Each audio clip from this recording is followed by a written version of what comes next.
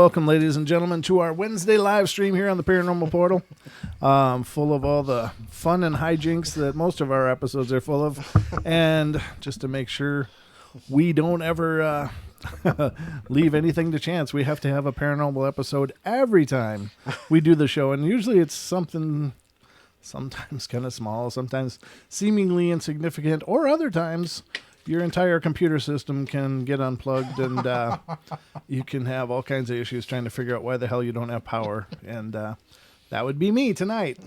So welcome to the show. And of course, it's our Wednesday stream. So welcome, Mr. Longbeard. You're back on the portal. Hey, nice to see everyone. My. I got lots of light right there, don't I? You do. Your camera's a little high, too. It's like your beard's cut off. There you go. Well, it's just a matter of sitting up properly. There you go. Work too, there yeah. you go. And now you're in the frame. A little more this way. Now you're in the frame, brother. So, all right. Gosh, welcome to the show. Good tonight. You just a handsome guy, I guess. I don't know where to go with that, but Go ahead and just leave that right where it is. That's all right. You look good. Oh, there we go. Okay, yeah. Let me just Caps on straight. Yeah, it's good. Yeah, you're good. You're good. Hello. I can say hello now. Yeah, we just had a real rough start here, but it is the portal, and we fully expect that at any point, at any time, something's going to happen. It's just the way it is here in the haunted Paranormal Portal studios. We got something mischievous around here. So, hi, Lori. Nice to see you. Have I seen Lori before? Lori Gale. That's not one I know. So, hi, welcome, how Lori. are you? Nice to see you. And welcome, Julie. I see both of you in the chat room, and hope you guys are enjoying the start now that it has started. Yeah, we had troubles. I was just like, oh my God. First, we didn't have power to the cameras at all. There was nothing. So we had nothing we could work with. Couldn't, figure out why. I had to untie a whole bunch. Oh, thank you, Lori. I had to untie a whole bunch of cable ties taped together just for cable management behind the studio desk. And after doing that, then I'm whittling around and trace all the cords, and then I find that my computer, and I have no idea how it unplugged itself back there. Because it was fine. Yeah, it was absolutely fine. I've been using this computer all day, but then I was just setting up for the show. All I do is pull this screen behind, set up the projector, and we aim our cameras and go. And suddenly my computer tower is unplugged from the power conditioner. So it's a normal day here on the portal, believe it or not. That this is not unusual. It's strange as all can be. Ooh, Brian's up in here. Oh, Brian's all up in this place. He's promoting too. I see Nice. that ILLP. Gotcha, brother. Yep. Amen. It's a good group. It's a bunch of buddies of his are this rap group ILLP. They're really, really amazing. I've listened to some of their cuts, and I'm impressed. They got some excellent flow. Very cool. So I'm telling you what, we're getting through the night already. We're just starting, of course, but we are live. This is unscripted as always, and so what you see is what you get, because you can't plan this kind of show. Sometimes I don't know anybody who would want to plan a show that's like just this. it. I mean, but honest to God, just the way things happen, the fact that things happen and continually happen, and it's just it's always a roll. But I don't know. Here we are. And tonight, of course, we are thrilled that you're here. Thank you guys for coming in. I see more people coming in all the time, so this is it's about to be a party, Don. Hey, that sounds like a great idea to me. Now I'm all sweaty and stuff from crawling under the desk for 10 minutes. You were all cute and stuff doing it. I know. I was looking good a little bit ago, but yeah, I couldn't keep it together. Oh, so, where are we going? Yeah, I'm just saying, I don't mean to look like a slob, but I didn't plan on crawling under my desk pulling cables. So it's the way of the world, the way of the portal. So hope you guys are having a great week. Happy hump day as well. You're halfway there.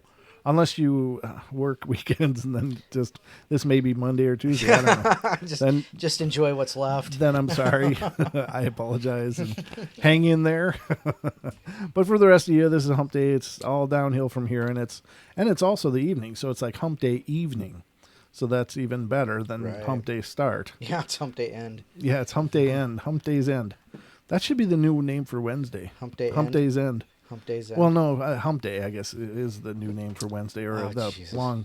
You know what I'm saying here, right? Though, like, How you doing, buddy? I don't know. I'm just all kinds of weird right now. I'm just all kinds of twisted up. maybe you need that. Maybe you do need that Coke. Yeah, yeah. I'm trying to cut down on the carbs and stuff, ladies and gentlemen. So I'm not going to be drinking my customary Cokes. But the good news about that is I won't be burping through half my dialogue, which will be great. The bad news, of course, is that I miss my Coke. But it is what it is. So let's see. Tonight's show is going to be a paranormal hotbed of hopefully cool stories. I hope you guys enjoy them. But I always say on the show that the paranormal it's not just a quirk. It's not just a freaky oddity. It's not just the sideshow of the circus. I mean, there's something very profound being demonstrated in the paranormal events that happen. And when things move without any identifiable method of motion, when things appear and disappear in front of your eyes, when things appear in your home and you have no idea how they got there, these are incredibly profound examples of the dynamic nature of our reality. And I think, well, I've said it many times, the paranormal can be absolutely terrifying. It can be absolutely frightening, but at the end of it, you have to look at, Don, could you turn the speakers off on your laptop, please? Oh, I didn't even realize they're on. Yeah, I'm getting it back in my ear. So no worries. Mm-hmm. No worries. I got like hearing like a cat. Mm-hmm. So, but this is an example of the fluid nature of our reality, and I think they're very profound in that measure. But because I mean it has to, even the staunchest skeptic, when they have a paranormal event occur, they still have to process it. They still have to compare it against their paradigm, the way they understand things were. And I think that there is a very profound nature to it, in that it makes us examine ourselves, and it examines our reality around us, and shows us, we always hear about things like, oh, it was miraculous. It was, this strange event happened, and then this, and I don't know how it happened. And I think, it's the same kind of mechanics that miracles are manifested by. You know what I'm saying? Mm-hmm. Does that make sense, Don? Yeah, it does. So yeah. It's not just a kooky ghost story like, oh my God, the cupboard opened. That's weird. It's like you're seeing something demonstrated that defies our fundamental understanding of physics. And that's also the clue, that the energy that is us, or is whatever's doing it, can manifest not just through physical means. And so therein is the clue to the rest of us that, if these ghosts, let's say they're ghosts. I mean, there's non-human as well, but let's just talk in terms of ghosts. These were people that have passed on, and for some reason they remain earthbound, or maybe they've already passed on, but they come back to visit. Whatever the case is, and then they demonstrate these really extraordinary events. These people were in a body at one point too, but now they're not in a body, and are able to do these things in our reality, in our world. And so is that the cue to the rest of us saying, look, guys, you're not getting all of it. Look what we can do. You can do this too. But we're trapped into this physical three-dimensional thinking. So I think that's the beauty of it. That was nice. And a special thank you to Brooks and Lucky. I was on Quantum Connections today. It was really cool. Really good time. Had a great conversation, and a lot of laughs, and a lot of deep thought. But it was a lot of fun, and I hope to make another appearance there whenever they want me. I'd be happy to show up, because just a really great couple of people and a great time. So thanks, guys, for having me on. It was great. And if any of you have stumbled onto our site because of that, thank you for migrating over and checking us out, because it's something, the portal is something we're really trying to work on and make grow and make, of course, better as we can. But we can't always account for all the curveballs that happen. And ladies and gentlemen, if you're not familiar with the show, if this is your first time checking us out, this is the only paranormal show in existence that is actually haunted. Officially, actually haunted. Now. Officially actively haunted. I got verification from our show psychic Deb, because she's picked up on when she's checked out our streams, she's picked up on this other thing hanging around. So I'm not sure if it's a boy or girl. I have a feeling it's a guy, and I think that's what she referred to it as, right, Don? I believe so. Yeah. Yeah, but she said he's really mischievous. Yeah. No shit, no kidding there, right? Yeah. That one almost slipped out. Yeah, well, I'm glad you caught that. We do like to keep it a family show, ladies and gentlemen, so we try to keep it all clean. This is a whole family show, not just the older family. So, anyway, yeah, it's I'm trying to think of a good mascot name for him, because I have no idea what his name could be, but apparently he likes to make himself known. And we'll take suggestions through the chat. So if you got suggestions, let's find out. Let's see if we can come up with something. Yeah, exactly. Hey, Lewis, I know you were around back in the day. Do you remember? I think it was Stacy had always talked about this. I don't know if it was Paranormal Pete or something. They talked about a show mascot back then. Right. So if you can remember that name or can dig it up from wherever, let me know, Lewis, because you were around in those days. So it's been a long time. Oh, Lucky also introduced me as the host of Ghosts. I remember that from way back when, but that was cool. I haven't heard it for a long time, and I don't remember who coined that phrase, but yeah, somebody used to call me the host of Ghosts, or the TFR Live chat room used to call me host of Ghosts. So anyway, I don't know, Don, your week been good? Yeah, the week's been all right. I'm not going to complain about it. Well, that's good, because this ain't time. Well, this ain't a support group. I was just curious. Fine. Just kidding. Oh gosh. I'm just playing with you, brother. Everything good out in the sticks? Yeah, except for the dog last night. I don't know where that dog came from. It was a pretty dog, though. I mean, the eyes were real pretty. Yeah, well, especially when they glow. Glowing eyes on the picture. You know, I just pulled in and there was a strange dog in my driveway. Yeah. But other than that, nothing. Looks like an Australian Shepherd, though, or some kind of mix like that, right? Yeah, it looked like an Aussie Shep to me, yeah. Yeah. Yep. They're usually really, really smart dogs. Speaking of Aussie Sheps, where the heck is Mr. Rotman? Where's our Aussie Shep? Mr. Rotman, you're late. Mr. Rotman, to the desk. To the desk, please. To the principal's office. So anyway, ladies and gentlemen, we're going to dive into some stories of paranormal phenomena that has happened. And, of course, you got to question reality.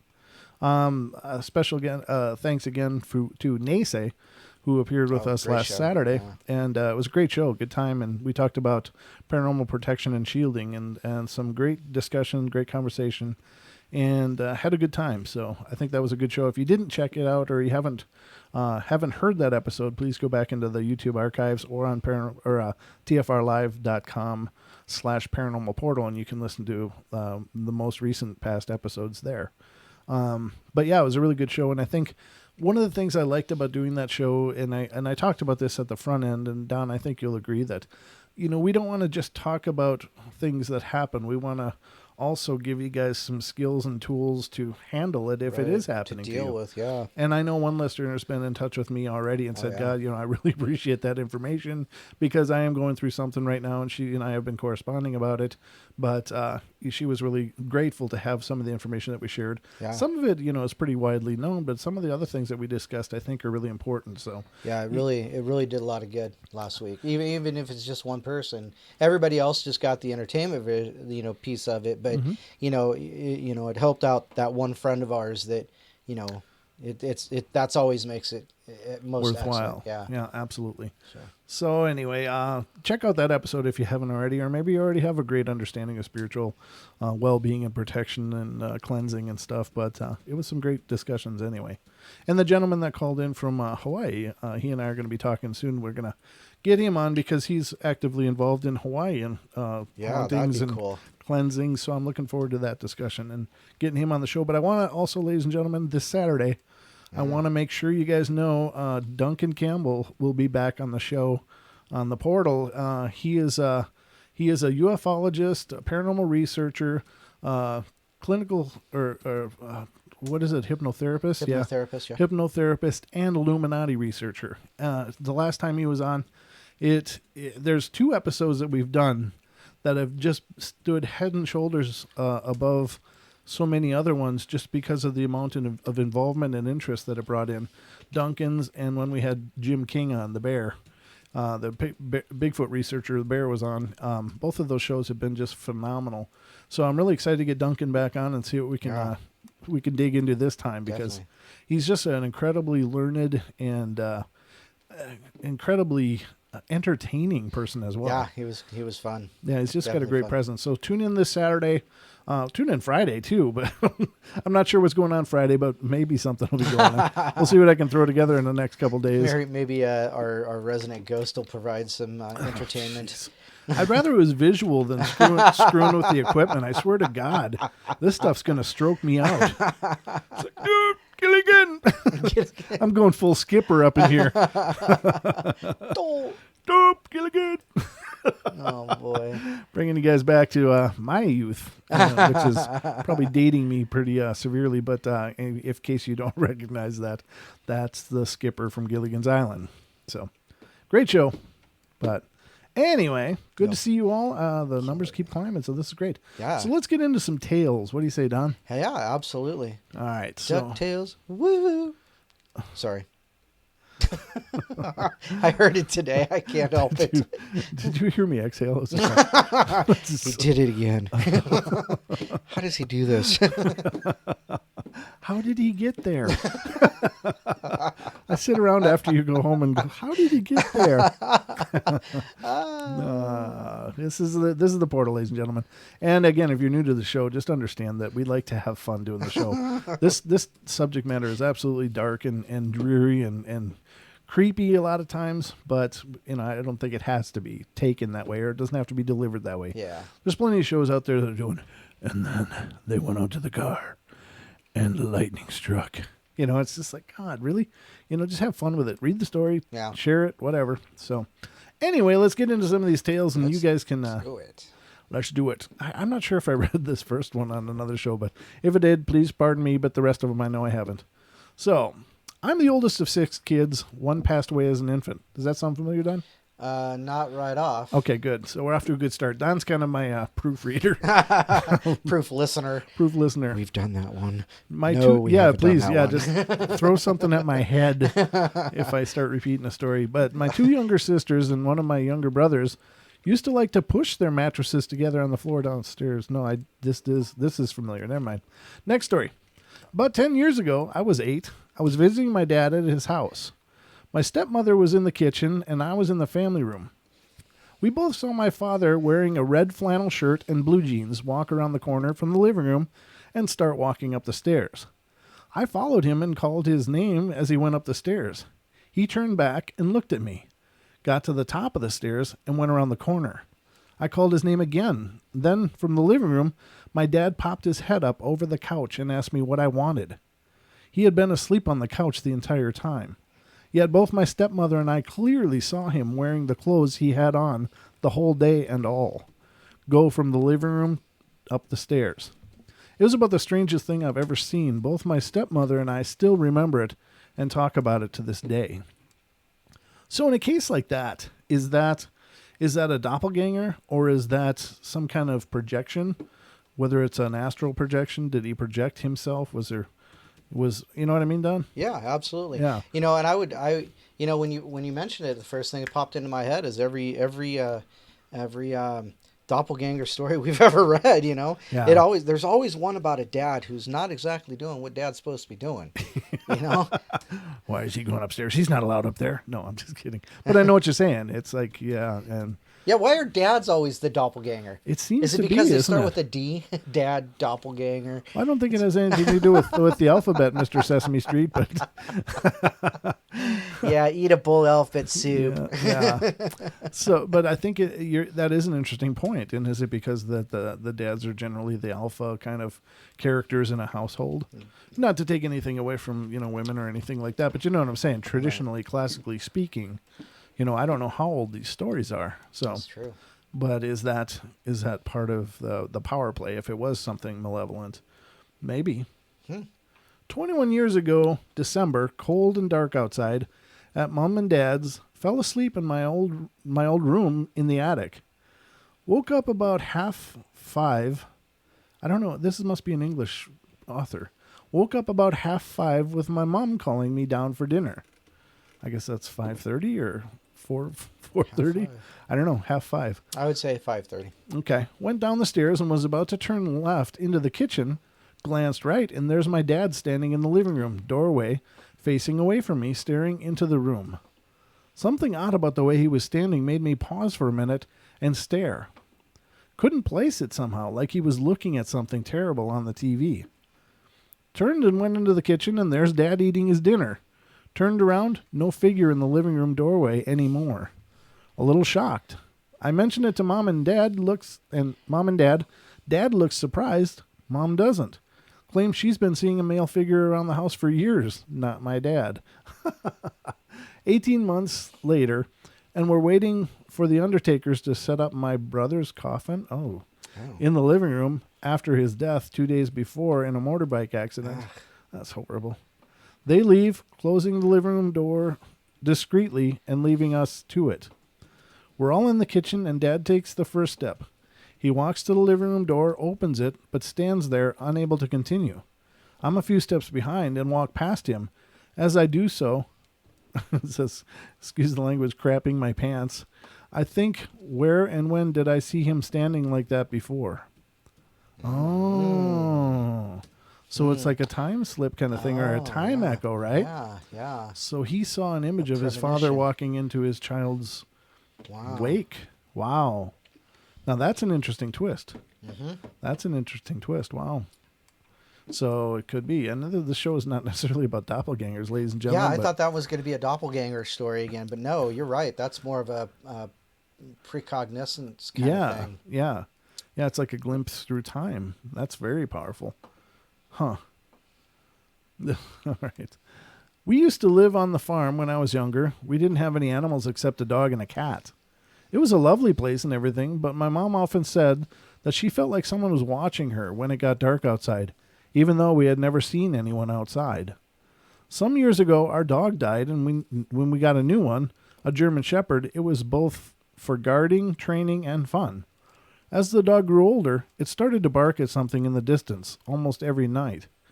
It got along with our cat, but came to the conclusion that it was the cat anyway, since it didn't have to be caged like the dog. Months went by, and my sister got a boyfriend, and he used to hang out at our place a lot. One night when he was about to go home, he felt like he wasn't alone. Right before he got to the car door, he turned around because he thought he heard something. The moment he turned around, he heard footsteps running behind him. He turned around once again and saw someone dressed in all black clothing running faster than ever away from him. He jumped into the car, locked the doors, and drove home. After that, we got more aware on what was outside our windows and checked outside if the dog started to bark a lot. So is it a person? Was it just somebody being creepy, or is it an apparition? Don't know. Yeah, exactly. Those are the the gray areas, as if you will. But yeah, very interesting. Huh. I'm sorry, I got like a mosquito bite on my leg or something. Jeez. Already, huh? When I was 10, I had a dream about being in a barren playground. Brown, dirty monkey bars placed aside from each other. It looked nothing like the playgrounds I saw in my neighborhood. In that dream, I turned my head, and in front of me, there's a girl sitting on a bench telling another girl beside her, "You can't tell anyone, okay?" Before whispering in her ear. I wake up, and I'm utterly confused because there's no plot, and the entire dream and background of it is meaningless to me. 2 months later, I moved to a different country, Japan, and in that new school, I'm at a friend's birthday party. My Japanese speaking isn't as good as my listening, so I'm just standing in the middle of the schoolyard, staring at the monkey bars, and I can't help thinking they look really familiar. I turn around just in time to see my friend, the birthday girl, whisper to a friend beside her in Japanese, "Don't tell anyone, okay?" So again, it's another glimpse into a future. That's really powerful. I think those kind of stories are incredibly profound. Sorry, I have to enunciate. I have to actually use my lips when I speak. You got to move your lips like this. Yeah. So, what do you think of that one, Don? Another one, huh? You know, what is it with these girls at the playground and telling secrets? I don't think it's confined to playgrounds, Don. I think I don't think that's I think the playground has much to do with it. Then again, we all have our secrets, I guess, right? Yeah, but secrets with little shadow people. Huh. Well, I'm just saying. I don't know. I think they've all got secrets. There's all secrets out there. The secrets have secrets. Yeah, that was Avengers. Was that talking about Nick Fury? Oh yeah. Yep. Yep. This is Fury we're talking about. His secrets have secrets. Anyway, that's right in my ear, dude. You know that, right? It's a microphone in front of you. Just a bit of background. I go to a small town in Scotland for uni. I guess that's university. Yep. See, there must be an English site, I guess. Okay. It's a pretty old university, and a lot of the buildings in the town are made of stone and date back a couple hundred years, including mine and my friend's flats. Her flat is this really old stone building near the sea, but the inside is super dark with high ceilings that never really get lit all the way, rather. And it's always cold. Then again, Scotland, it says in parentheses. The house makes these weird noises at night, too, like it's something, or like it's settling. You put into hell. Settling into hell. In parentheses again. And it just feels like someone watching you. Anyway, I was staying at my mate's a couple of weeks ago after the quiet night in. I was asleep in my friend's bed before she came home from work, and I had this horrible night terror that some girl in a white dress was going to cut off my legs. Oh. My mate gets home, and I apparently was just saying, not my legs. No, not my legs. When she asked what I was on about, I sat up and said, no, that wasn't me. Just go to sleep. Don't worry, which I don't recall doing and have never done before in a night terror. But the weirdest part was that as soon as I got back to sleep, her flatmate let out a blood-curdling scream and said she felt like her bottom half was being cut off and couldn't move. She said she had the weirdest pain in her legs the whole next day. Wow. Unbeknownst to us at this time, our friend had stayed alone in the flat for a week before everyone moved in and said she'd seen a little girl in white at the top of the stairs before she turned the light on, which is great. And that's the whole story. Well, so a little girl is cutting people's legs off? Wow. I don't know. I don't know what the history is, but it sounds like this building has been used for many other purposes. Yes, maybe a Stephen King novel called Misery. Yeah, Misery. Yeah.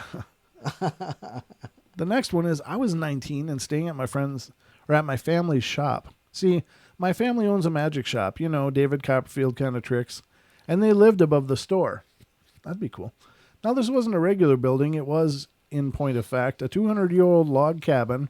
Well, 2 cabins put together with a few renovations, but it's nice, and in a hollow in the mountains.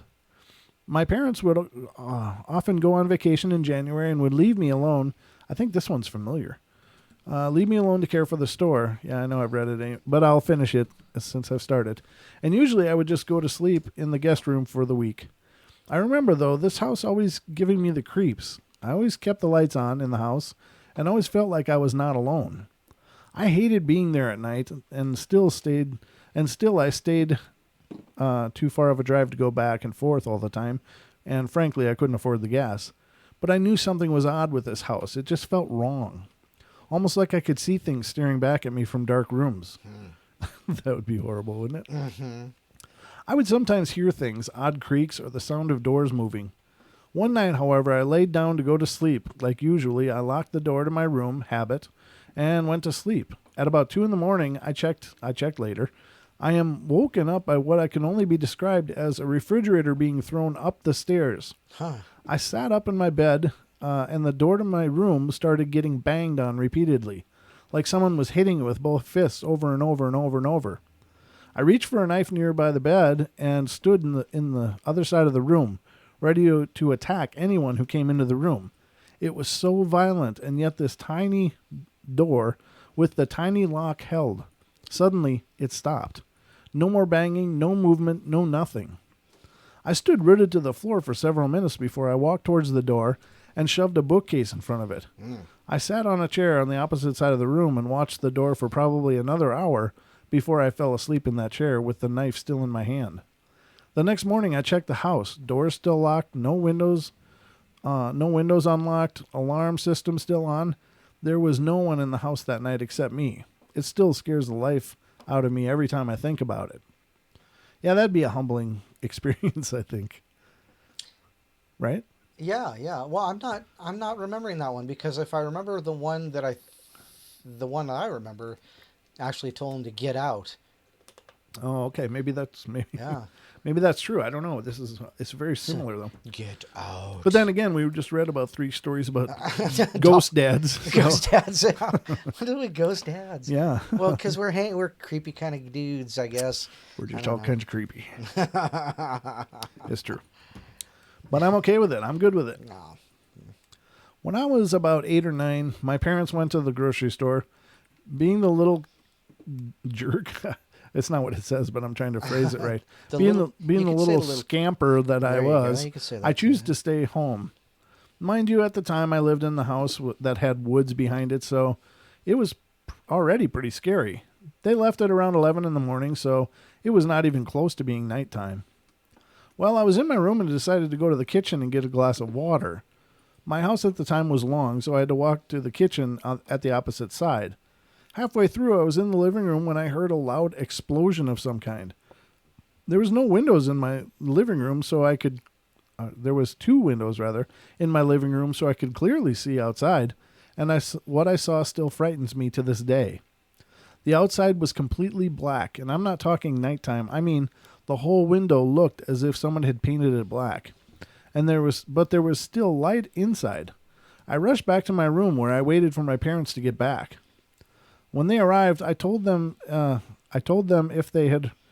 Well, I asked them if they had heard an explosion, but he said I told them if they had heard an explosion or seen the black outside, since the store they went to was only a few blocks away from where we lived. They didn't have the slightest clue as to what I was talking about. That evening, I sat all night watching the local news if they would report it, but nothing. I still wonder if out was just my imagination, but I distinctly remember the darkness of the window, so I know it was real. I don't know. That's, don't say it, Don, but did you see this name? No. No, but now I do. Yeah. Oh, my gosh. Does T stand for the? Yeah, I guess. We're total one of the 2. So anyway, I just posted, this is another one. I posted this on another thread a couple of weeks ago, but it fits here too. This is a story my gran would tell of something that happened to her when she was younger and happened sometime around the mid-60s. First, a little background. The city we live in has a lot of parks, included many of those little fenced-in gardens in the middle of squares. The current name is based on Gaelic for Clear Green Place. Anyway, my gran worked in a theater, and after work would get the last bus home at around midnight and then walk a short distance home, past one of these fenced-in communal gardens. Usually the local policeman, this was the days when people knew and were friendly with their local Bobby, this is Bobby, another English story, would meet her off the bus. One night she was on the bus when some sketchy guy sat next to her and generally was being sketchy, asking her personal questions, etc. She eventually got up and stood by the bus driver. She was a regular on the bus and knew she could get some friendly chat from him to deter Mr. Sketchy. On getting to her stop, she stepped off the bus, and her regular escort, the policeman, was nowhere to be seen. To make matters worse, Mr. Sketchy jumps up and gets off the bus at the last minute. Oh. He walks off in the opposite direction from her, but keeps looking over his shoulder at her as he does so. The bus pulls away, and in the middle of the road, a huge black dog, a bit freaked out by everything. The bus pulls away, and in the middle of the road is a huge black dog. So she got a black dog and Mr. Sketchy. Okay, a bit freaked out by everything, she starts off for home at a fast pace. The dog follows at a distance of about 20 feet, freaking her out even more. She turns a corner to the section of her journey that takes her past the fenced-in garden. As she approaches the open gate, the dog sprints for her and stops about 2 feet from where she is. Then it starts growling and barking, hackles up, going mental towards the direction of the garden. This, understandably, is the final straw. She sprints off for home, and the dog stops its barking and runs after her, but keeping a distance of a few feet the entire time. It's not like it can't catch her. It easily could, but doesn't seem to want to. When she gets to her building, it stops and just watches her go inside. She then told my grandpa the minute she got into her flat, and he looks out the window, no dog on the streets, nothing. The next day, my grandparents found out that the friendly local cop had died the day before of a heart attack, and a few days later, there were reports of a young woman had been attacked a few streets away from my grandmother's route home. Wow. On that night around 1 a.m. Wow. So there you go. That's kind of cool. That's a spirit animal, I guess, or perhaps her guardian spirit animal. Who knows? There's many cultures that believe that we all have spirit animals that hold vigil over us. There's plenty of accounts of it equates it in the bottom here as a devil dog, but it clearly didn't act like a devil dog. It just happened to be a dark, big German Shepherd kind of thing. You know, if spirit animals are supposed to do those kind of things, like chase things away, or my spirit animal's a sloth. You know, that's just all there is to it. It's like, get away from him. There you go. Don's got the spirit animal of a sloth. What's he doing? Come on, don't be so lazy. Come on. There you have it. Yeah, I don't know if I have a spirit animal or not. I've always really fancied dragons, as you can tell. I mean, I am pretty much really love a good dragon. I've always been fascinated by that whole idea, and dragons have symbolized many things. It was not the Christian symbolism of it being basically the devil. That's not what they were historically known as. The many ancient cultures considered the dragon the bridge between heaven and earth. So it wasn't. I don't consider my fascination with dragons to be rooted in Satan, but I think it's rooted in Satan. Yeah, the church lady. Yes. I don't know, who could it be. I don't know. Satan. Yeah. You heard it here, ladies and gentlemen. We're going all the way deep into the Wayback Machine tonight here on the Portal. It's a time slip, if you will. Yeah. Time keeps on slipping. One night I was asleep in my room, and when my dog started growling frenetically. Wow. Oh, frantically. I'm sorry. Oh, I thought I was like, what? growling phonetically. Growl. Growl. Grr. Oh, God. You can't write stuff like this, ladies and gentlemen. This is the kind of stuff that just can't be scripted. I don't know how anybody can think this show's scary. No, it's scary in a whole different way. All right, so my dog started growling frantically. I opened my eyes to see what was the matter. She never makes noises at night, and saw my bedroom door slowly being pushed open. As soon as it had been open enough for light from the hallway to spill in through the crack, my dog started barking her head off, and then the door slammed back shut. My mom came running into my room to see what was the matter, and I told her what had happened with my door. She looked absolutely horrified and searched the entire house, all the closets, showers, etc., to make sure nobody was in our home. We never found anyone, and it was just me, my mother, and my dog at home that night. Kind of creepy. Wow. So I think it's important to have an animal, you know? Yeah, definitely. I really do. I think animals are... They'll see things that you don't.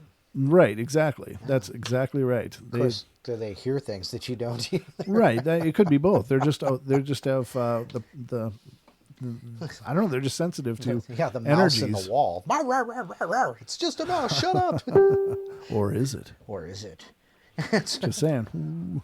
So, you never know. Wow. True enough. Yeah, but very cool. Did you have some things you want to read tonight? Oh, sure. Yeah. I'm gonna take a run to the loo. Ha.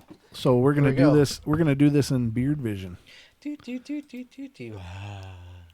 Jesus. I should get paid for this or something. What the heck was that? No, I don't even know where that came from. Plates have begun flipping over in the Paranormal Portal studio. That's because you want to name the pet. I didn't say pet. I said mascot. I guess I'll bring the plate down. I guess I was being reminded to bring the dishes. Don't forget your garbage, mister. Clean up after yourself. Don't leave that crap in my studio, okay? All right. It's up to you, Don. Here you go. I'll take it from here for a minute. This one, it's called Grandma Saved My Life. Ever since I was 8 years old, I've had this feeling of having encounters with the dead. When we lived in our old house, I used to have an imaginary friend that my parents said I always spoke to. Though I cannot remember her name, I do remember one instance I was sitting there in my parents' room watching a movie, and I offered my imaginary friend to sit on the beanbag chair so that I had brought into the room. I had always been told that I was a very OCD tidy child, and that I remember making sure that the beanbag chair was completely flat and smooth, as everything back then had to be. I remember turning towards the movie after I had offered her to sit down and hearing a sound. Look at the beanbag chair. There was an indent as though someone was sitting there. My parents stated that I often spoke to people who weren't there and thought it just to be my imagination. We moved into our new home when I was 10. We moved in, and although I felt safe in the house, I've always had this feeling of being watched. My friends often comment on how I speak to people who aren't there, and they too feel it's just my imagination. My mother has finally started to believe stories because 2 years ago, my grandmother, her mother, got very sick. The two of us had always been close, and I spent many summers with her. So when she got sick, it was very hard on me.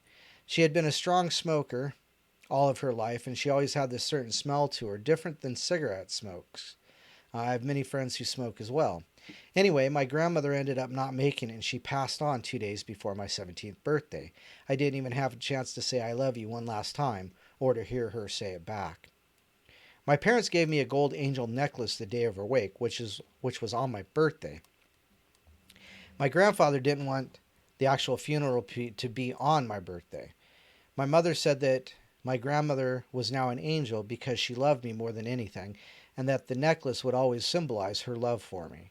I wore that necklace every day, exactly 1 year to her death. I was speeding in my car. Trust me, I know it was stupid. To meet the, at the time, boyfriend for a date, which I was late for. The road I had driven hundreds of times before, and I knew all the turns to slow down on. At one point, I had not been paying attention. I lost control of the car. I went into a ditch and was surrounded by trees. Excuse me. I was so far down that no one could see me. When I had lost control, I had started to scream as my car started to spin around, and I just remember stopping and feeling this warmth as though someone just remembered stopping, and this feeling of warmth as though someone was holding me. When I had finally stopped, I was clinging to the angel necklace that I had gotten the day before her wake. I don't remember ever reaching up to grab the necklace. When everything became silent, I heard a whisper of, "I love you," and I swore I could smell her distinct smell, the one that I'll never be able to forget. I looked around the car and started to cry. I couldn't get out of any doors because my car was smashed at every point except for where I was sitting. The glass from both the front and back windshields was in a circle around me, as though I was in a bubble.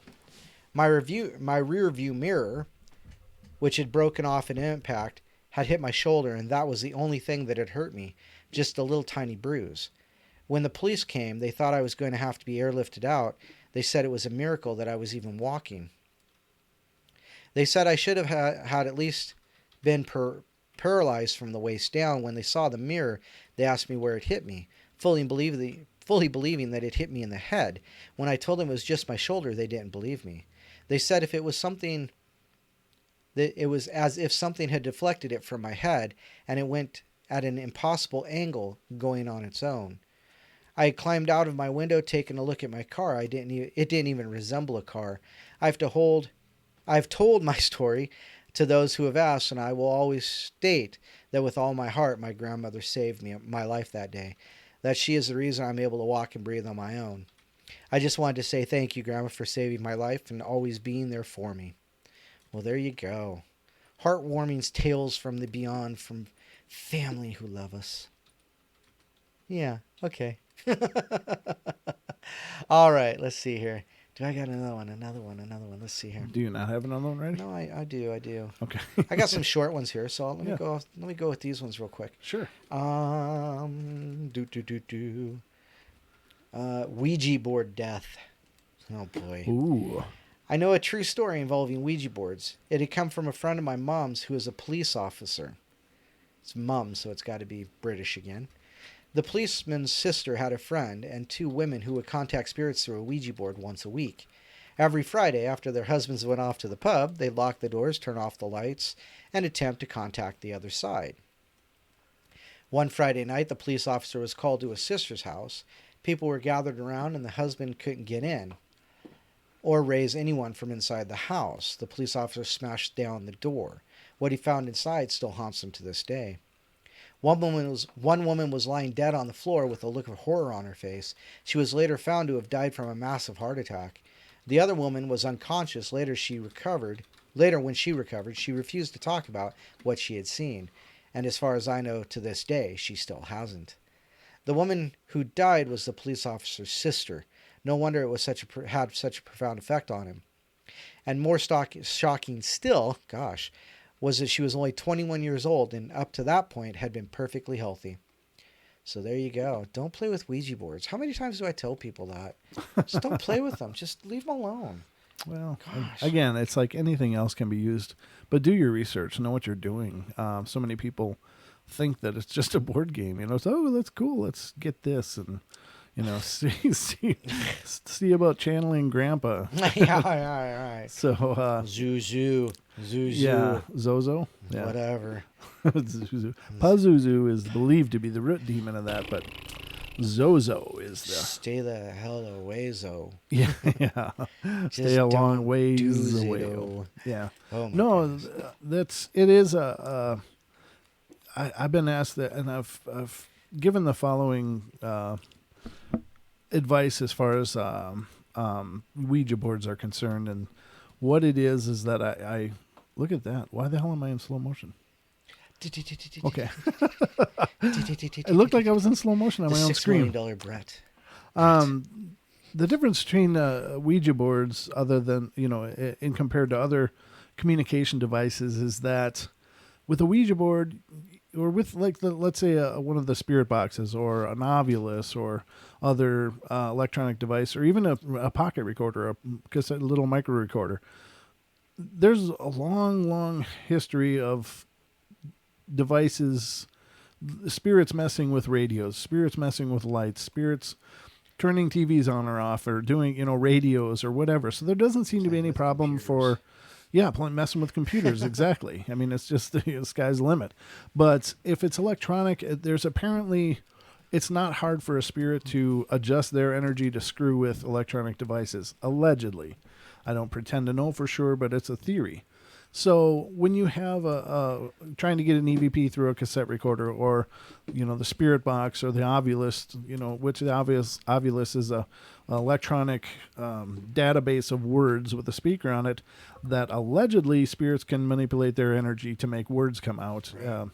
I'm not sure what to think of those, but we'll get into that another time. We've got Dan Pruitt on. But the difference between that and the Ouija board is that for the Ouija to work, you have to offer yourself as the channel, or you are saying openly that by touching this board, you are offering yourself as the channel through which for this to communicate with. Now, whether it's through subconscious means that the spirit can affect you subconsciously and you're unconsciously moving the planchette, or if it's actually borrowing your physical energy to move the planchette with you touching it, whatever the case is, and I don't pretend to know for sure, but you are a blind channel. You're saying my energy is part of this equation at this point, and so therefore are you and your spirit. So at that point, you become susceptible because you're already opening yourself. So it's really, really important to protect yourself, to stage your environment with a lot of like smudging or candles or, sacred sounds, whatever the case is, or even just having herbs laying out or, whatever, crystals, meditation and prayers or, whatever system of belief you have. So those are the really important before opening that channel. And then at the end, you have to close. Do not open a portal that you don't know how to close. Shut the front door. Yeah, exactly. Yeah, things are getting in.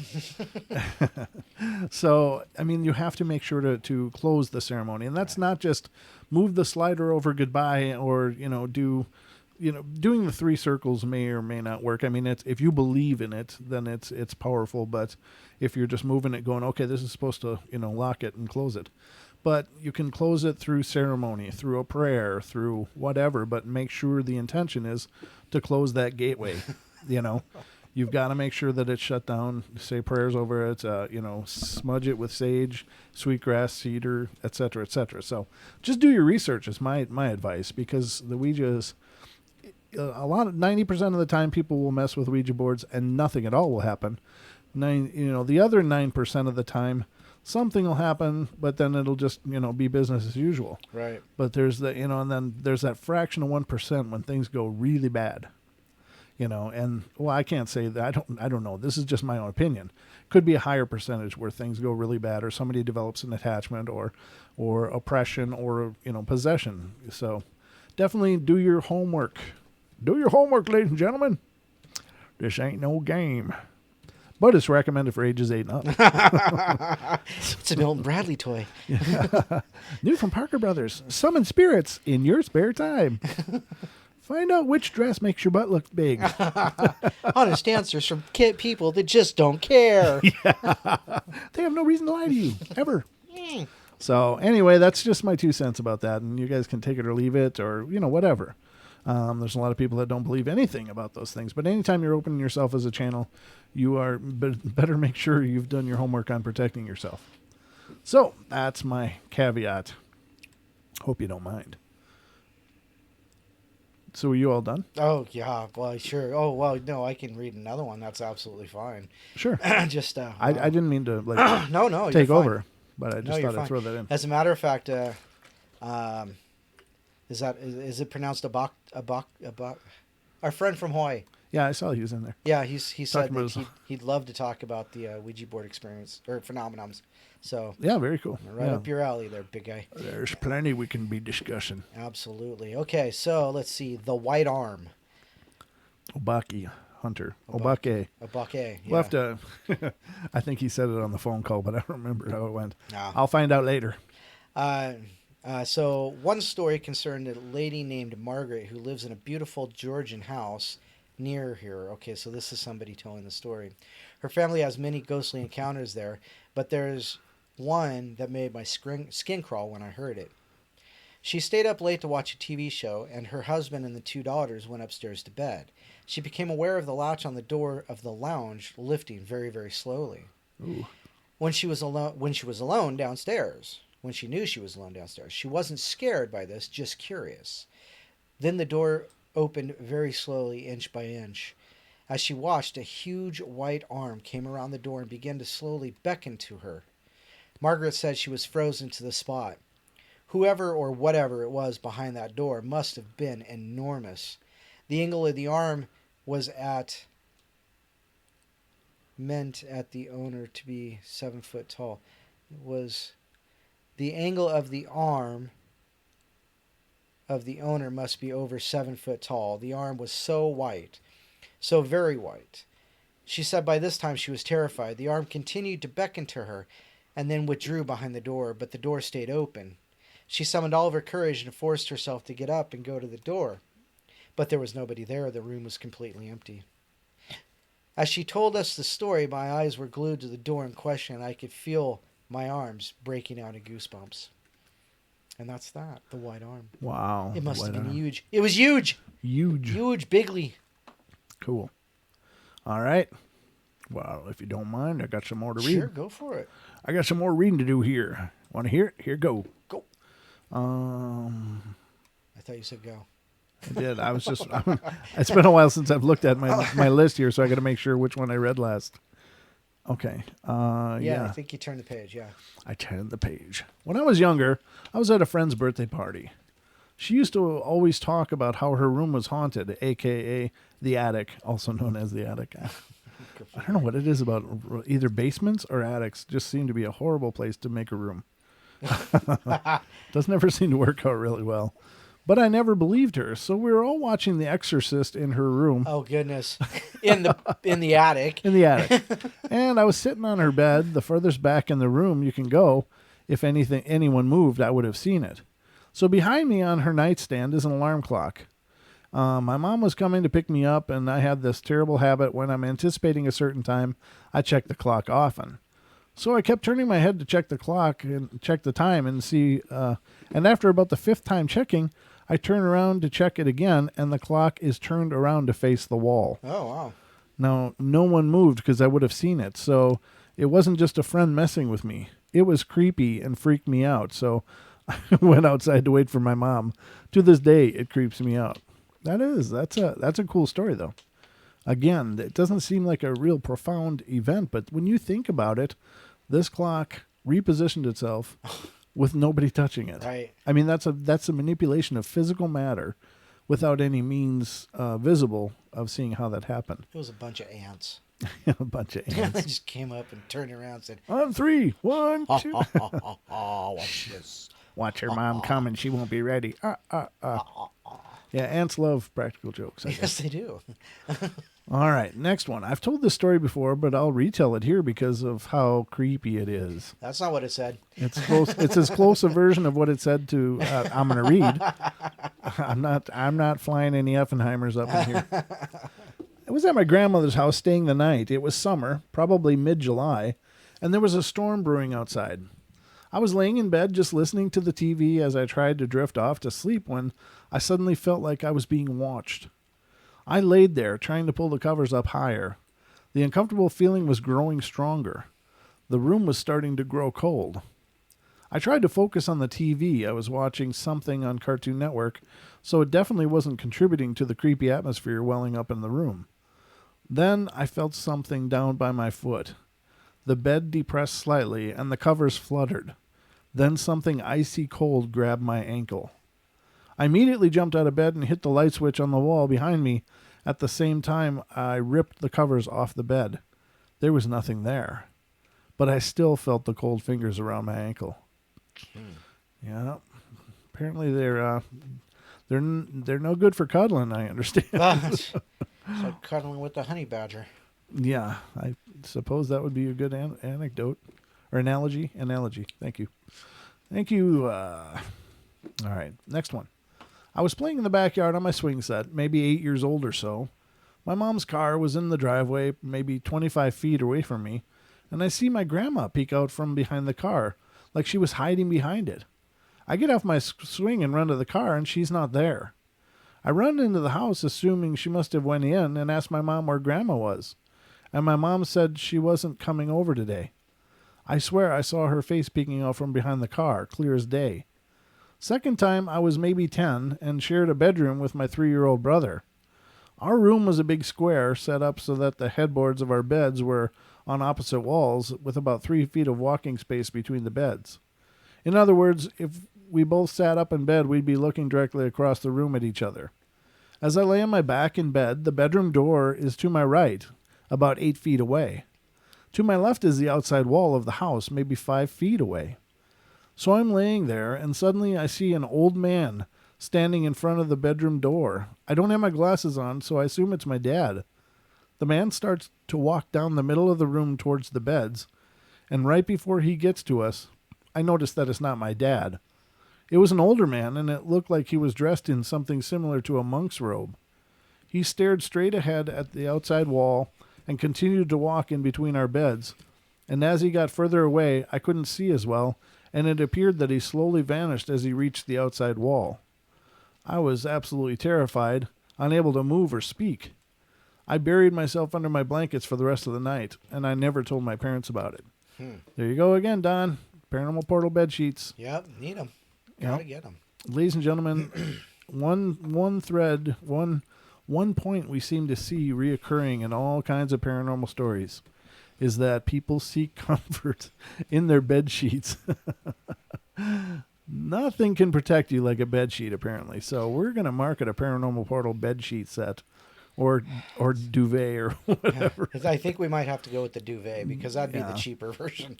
But it's like I don't understand. If you're so terrified, it's like, oh my God, this is really scaring me. I just choose to see nothing. It's like if something was terrifying me, I still would want to keep an eye on it. The idea of taking my eyes off of it and just ducking away to me would be absolutely the last straw. I'd totally stroke out. I mean, really, be like, I got it. I can't imagine. But everybody ends up okay after they've hit under the covers, as far as we're told. Yeah, I think you need to add a flashlight to that. That's the actual weapon right there. The flashlight's the There you weapon. go. Yeah. The light compels you. Okay. Yeah. It was 2010, a few weeks before Christmas, and my son was only 2 and was potty training and had woken up in the night. I brought him to the bathroom and sat him on the toilet. My husband and I sat on the edge of the tub facing our son. Suddenly he pointed behind us into the shower and screamed bloody murder. Oh. In that same instant, we very clearly heard what sounded like a 250 to 300 pound man running down the staircase, which was only a few feet away from the bathroom door. We then heard a violent pounding on the front door. It lasted a few minutes, although it felt like forever. It lasted long enough for me to come to my senses, kind of. We were still in shock, and I thought surely someone was trying to break into my home. It sounded like multiple large men trying to bust down my door. I was about to call the police when I realized my phone was downstairs, and I certainly wasn't going to get it. The pounding stopped, and the next we heard something just tearing our first floor of our house apart. It was frantic. It was like a Tasmanian devil was whirling around the living room and adjacent rooms, tearing things up. Once that finally stops and all is quiet, my husband calls our dog, who was downstairs, a medium-sized pit bull who was not skittish and was so faithful that she always came when we called. At this point, we were still at the top of the stairs, only a few feet from our son, who was on the toilet still, and the staircase bends so we couldn't see downstairs. We hear her nails clicking on the hardwood and suddenly scratching as if she couldn't get her footing or something. She doesn't come. My husband calls her again, and finally she comes to us, clearly shaken. Eventually we get brave enough to go downstairs and see what we could make sense of. Something had to explain it, right? Downstairs our house is a wreck. The Christmas tree was knocked over, branches broken off, and from the bottom of the stairs to the top of the stairwell that leads to the basement is a line of dog pee. Now, this dog doesn't have accidents in the house, and she didn't go in the basement either. The only thing we could conclude is that she tried to come upstairs the first time we called her and was held down, causing the scratching sound of her trying to gain traction on the hardwood floor. Wow. And or dragged towards the basement, causing her to pee out of sheer fear. We all slept together that night, and I sage cleansed the house the next day. We never had a problem there again, but I did find something strange in the basement after what appeared to be dried straw or something similar, braided, tied with a red ribbon, and hung on the wall. Never did find out what that was for. Scariest time of my life. Yeah, that would be horrid. That would be absolutely horrid. You know, I think we have to add at least one basement story to each episode. And the reason is because Tanner in the chat room, he's like, oh, that's creepy. And then earlier, Lori in the chat room, she said that she really liked the basement story from last week. So I think we need to start looking for basement stories. Well, they seem to come up pretty much on their own. Yeah, pretty much. They seem to be on every list. There's always a basement. And I still think that if something is hanging out in the basement, I mean, it sure could be people, but I don't know what the attraction is for the spirits. Right. But I tend to lean towards it being an elemental at that point because it wants to be in the earth. Right, under the earth. Yeah. Basements are generally in the earth. Right. And, Yep. That's crazy. Yeah, it is. It's very crazy. But, I don't know otherwise what the attraction would be for any spiritual entity to be under the ground unless it was some kind of elemental. But just a theory. But they generally are pretty moody things and, unstable. or they're pretty PO'd because the, elementals are believed to be a part of the natural order and keeping natural order. And then when people come in and bulldoze and dig and, wipe out whole forests to make a neighborhood, that tends to piss off elementals, I would think. So, just my 2 cents. I don't know. Yeah, hell basement, Lori says. Definitely that's true. But, yeah, if you haven't already, those of you that are in the chat room, please make sure you've subscribed to the channel and make sure to like the show. You got a like button. Use it. Use it. Make us happy. I don't know what it is with my camera today. I'm just not happy with it. Every like makes Don smile. Every time you click like, a fairy gets its wings. It escapes my basement. Oh, Don. Creepy. Party of one. Thank you.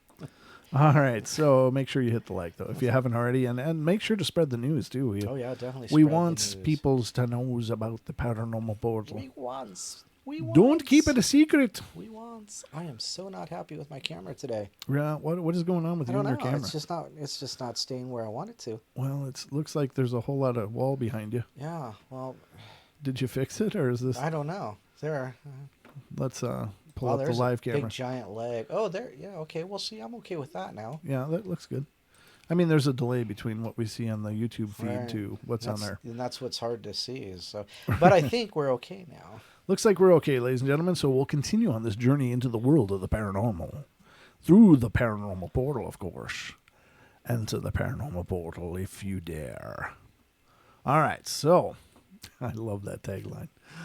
I still love it. Okay. All right. So that one's that one.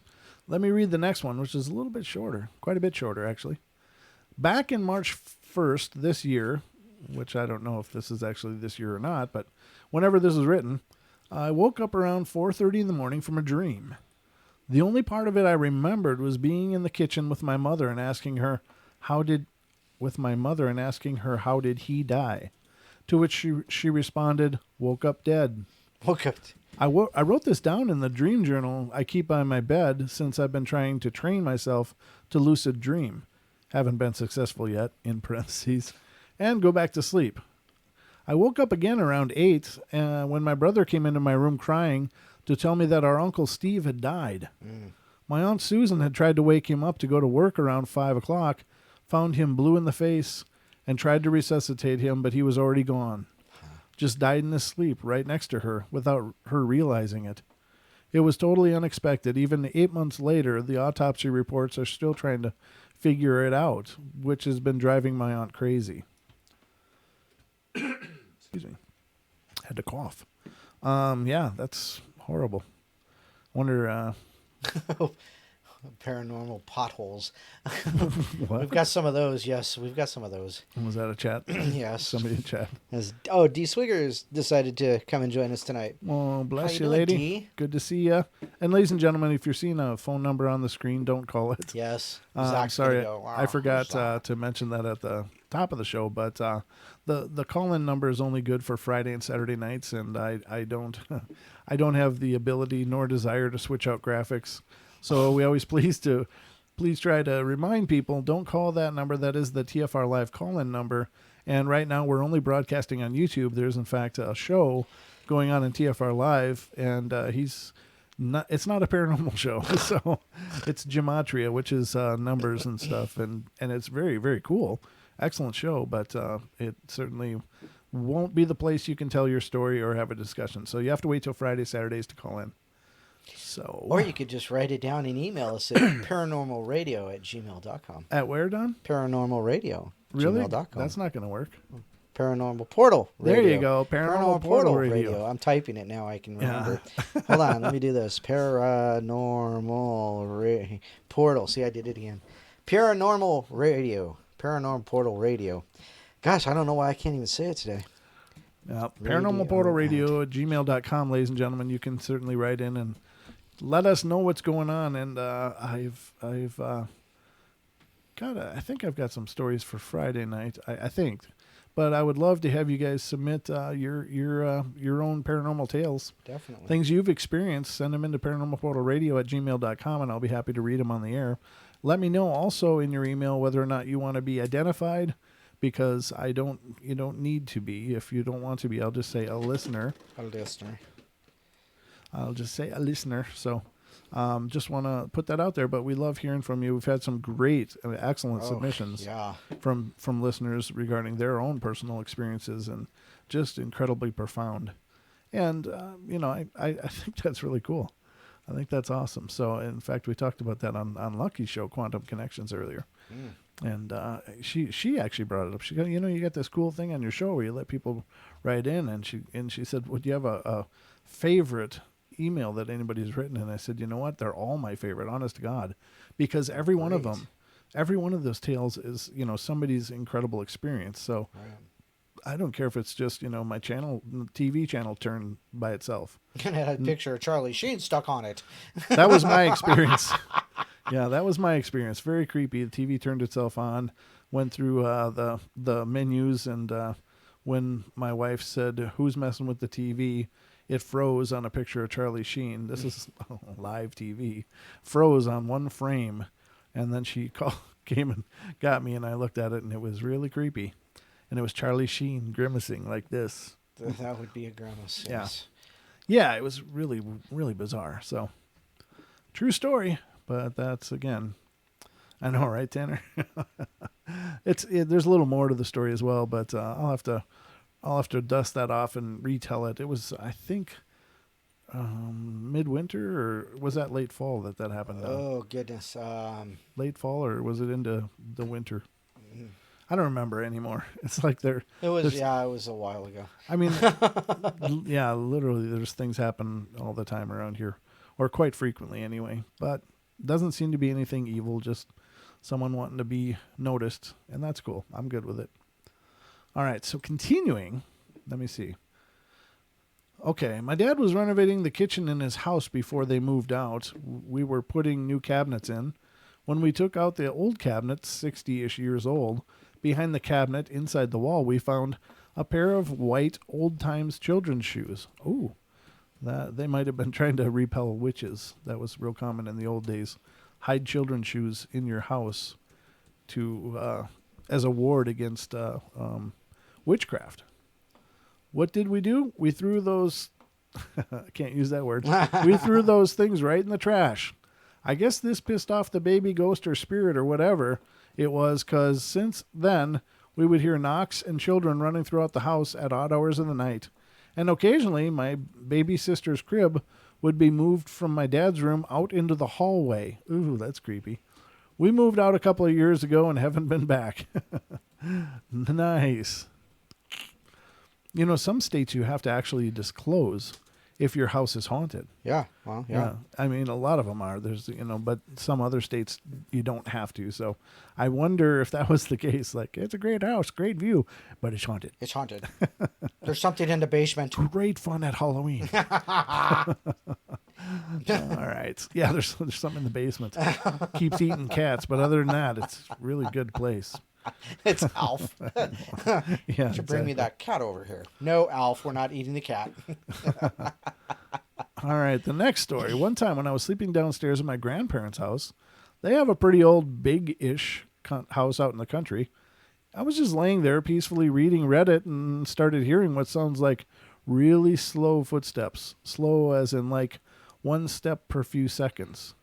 Eventually, it sounds like there is someone breathing in the kitchen. I was in the living room, which is attached to the kitchen. This is when I started actually getting pretty creeped out by the whole thing. So I was positive I heard some sort of breathing going on in the kitchen. Then the footsteps start again. Of course, me being the little weenie I am, I was turned facing the back of the couch so I wouldn't be able to see my killer. with my blanket almost up to my eyes. Sheets, need sheets. Yeah, exactly. After a minute or so, I swore I heard breathing coming from basically directly next to my head. Wow. Oh, that is wrong. Yep. I wasn't moving though. I just closed my eyes and hoped that I wouldn't pee myself. I came down in the morning and asked my dad and brother if either were walking around last night, and they both said they weren't. Yeah, that's just creepy as hell. I don't know, to have somebody sitting right behind you. I do that to you. Well, yeah, but that's just mouth breathing. That's just situational. Yeah, the beard gets in the way of the airflow, so you got to mouth breathe. Yeah, Brent, exactly. I'm not your father. Yeah, no, that's for sure. Thank God. I mean, Wow. So anyhow, all right, a couple more stories here on this thread. But about 2 months ago, I made a phone call to my mother, but the line went dead after the first ring. And then it got fuzzy. For some reason, I felt like I shouldn't put the phone down, so I kept it at my ear, and the fuzz sounded like TV static, and it got louder over about 15 seconds. Then a voice came on that was faint and robotic sounding. It might sound silly, but it sounded similar to the robotic voices in The Fourth Kind with Mila Jovovich, I guess. The static was much louder than the voice and made it very difficult to make out the words. This is what I could hear. You choose father, home, need or heed, child, watching, save or safe. Then everything stopped except for a faint breathing sound. Sorry, it wasn't me this time. The breath of life. The hair on my body was standing, and I was shocked. I almost put the phone down, but then I heard a loud exhale, and then the line went dead. Ever since then, I've been feeling like I'm being watched, and I've seen a dark figure multiple times in my house at night. A peer of mine were walking. I guess they were walking to the park together, to the parking garage after work one night, and we were talking. I made a joke, she laughed, and then she turned to look at me. Her face immediately turned to horror. She screamed and actually fell back. When I finally calmed her down, she said she swore she saw a skinny black figure walking beside me and looking at her. It had a large head and bright white eyes. She is still frightened from it. My sleep is interrupted every night by bright white lights that go away when I open my eyes. I don't know what to make of it all, but I have a theory that this may be connected to something that happened to me as a child. I went to an outdoor camp in California for a week that all the fifth graders go, and I had a blast at camp. No separation anxiety from my parents or anything. I was having fun. The night before our last day, the day that we would be getting on the bus to go home, I woke up to the bright lights that have been waking me recently. I was a little startled and confused as well because I was laying on the floor. Before you read the rest, just know that I have never been a sleepwalker. I've never done it until that point, and up until now, I still have never sleepwalked. I got up to get back into my bunk. We stayed in cabins. Each cabin had 5 bunk beds and a restroom, and there was someone by my bunk. The moonlight shining into the cabin was enough for me to see that I didn't recognize the person in my bunk. I climbed up the bunk ladder to see if my bunkmate knew what was going on, but I didn't recognize the person in this bunk either.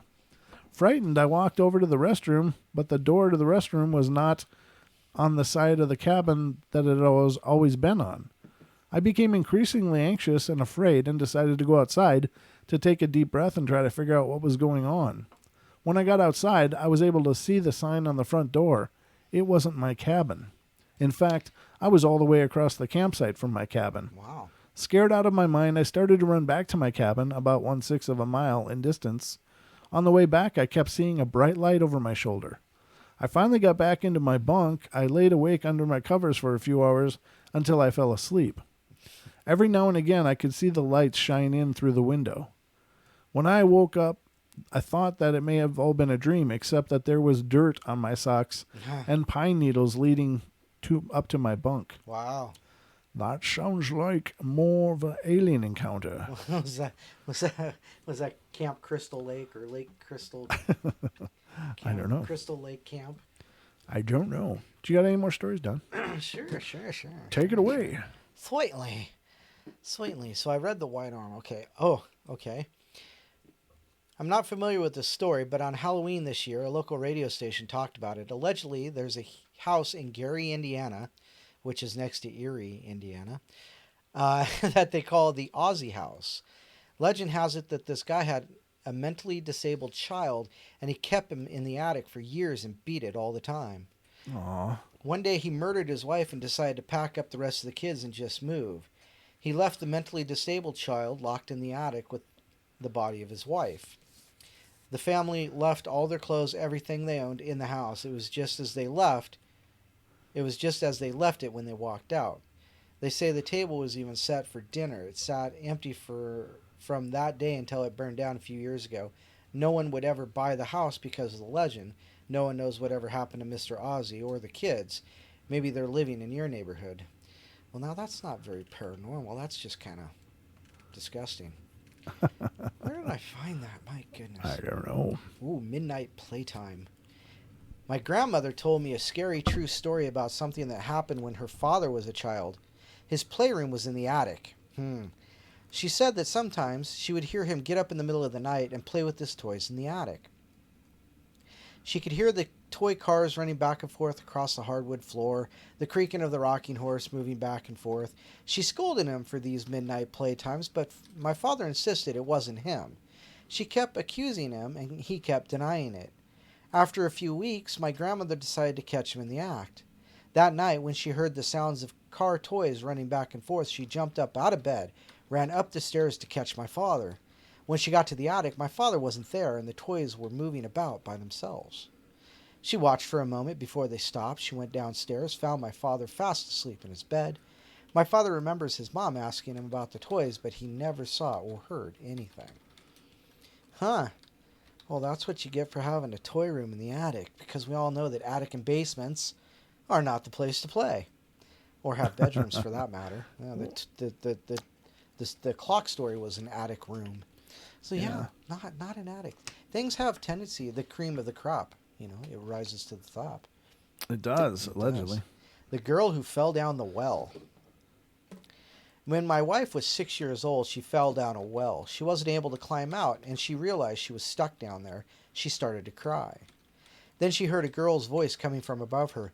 The voice told her not to worry, and told her that there were some stones jutting out of the wall of the well, so she could grab a hold of them and climb out. She did as the voice told her, and she managed to get out of the well. When she got to the top, she looked around, but there was nobody there. Creeped out, she ran all the way home. Her mother asked what was wrong. She told her about what had happened. Her mother told her that many years ago, a little girl had fallen down that very same well and drowned. Hey. Well, that's what happens. So that little girl that fell down the well and drowned had lots of time to find the handholds to get out. Did you see that in the chat room? No. Lori Gale said, I heard that before, a story about Sheen stuck on the screen. Oh, yeah, I read that. It happened to someone else. Yeah, I don't know. Wow. Yeah, that's bizarre. She mentioned that. I just saw it now. I asked her, really, or is it possible maybe she had tuned into the show before? And because I've certainly mentioned it before on the show, but yeah that's that's my own experience. But I mean, that would be bizarre if it's a something that other people have experienced the same thing. That's really creepy. That's really creepy, especially when we're talking about Mr. Adonis and everything. Mr. Adonis blood and blah blah blah blah blah blah. Tiger blood. Blah. What? I don't even know what the hell you're talking about. Charlie Sheen. Oh, what's Adonis blood? Oh gosh, he has the blood of Adonis in him. Oh, is that what he said? Yeah, he's the blood of a god. Well, he's he was, or at least is, or was, or I don't know where he's at now, but he was pretty troubled there for a while. Was pretty troubled. Yeah. Now he's just really sick. Yeah, I've heard that as well. But yeah, that's strange if somebody else has actually experienced the same phenomenon of the TV going on and getting stuck on that Charlie Sheen picture. That's all kinds of weird. Huh.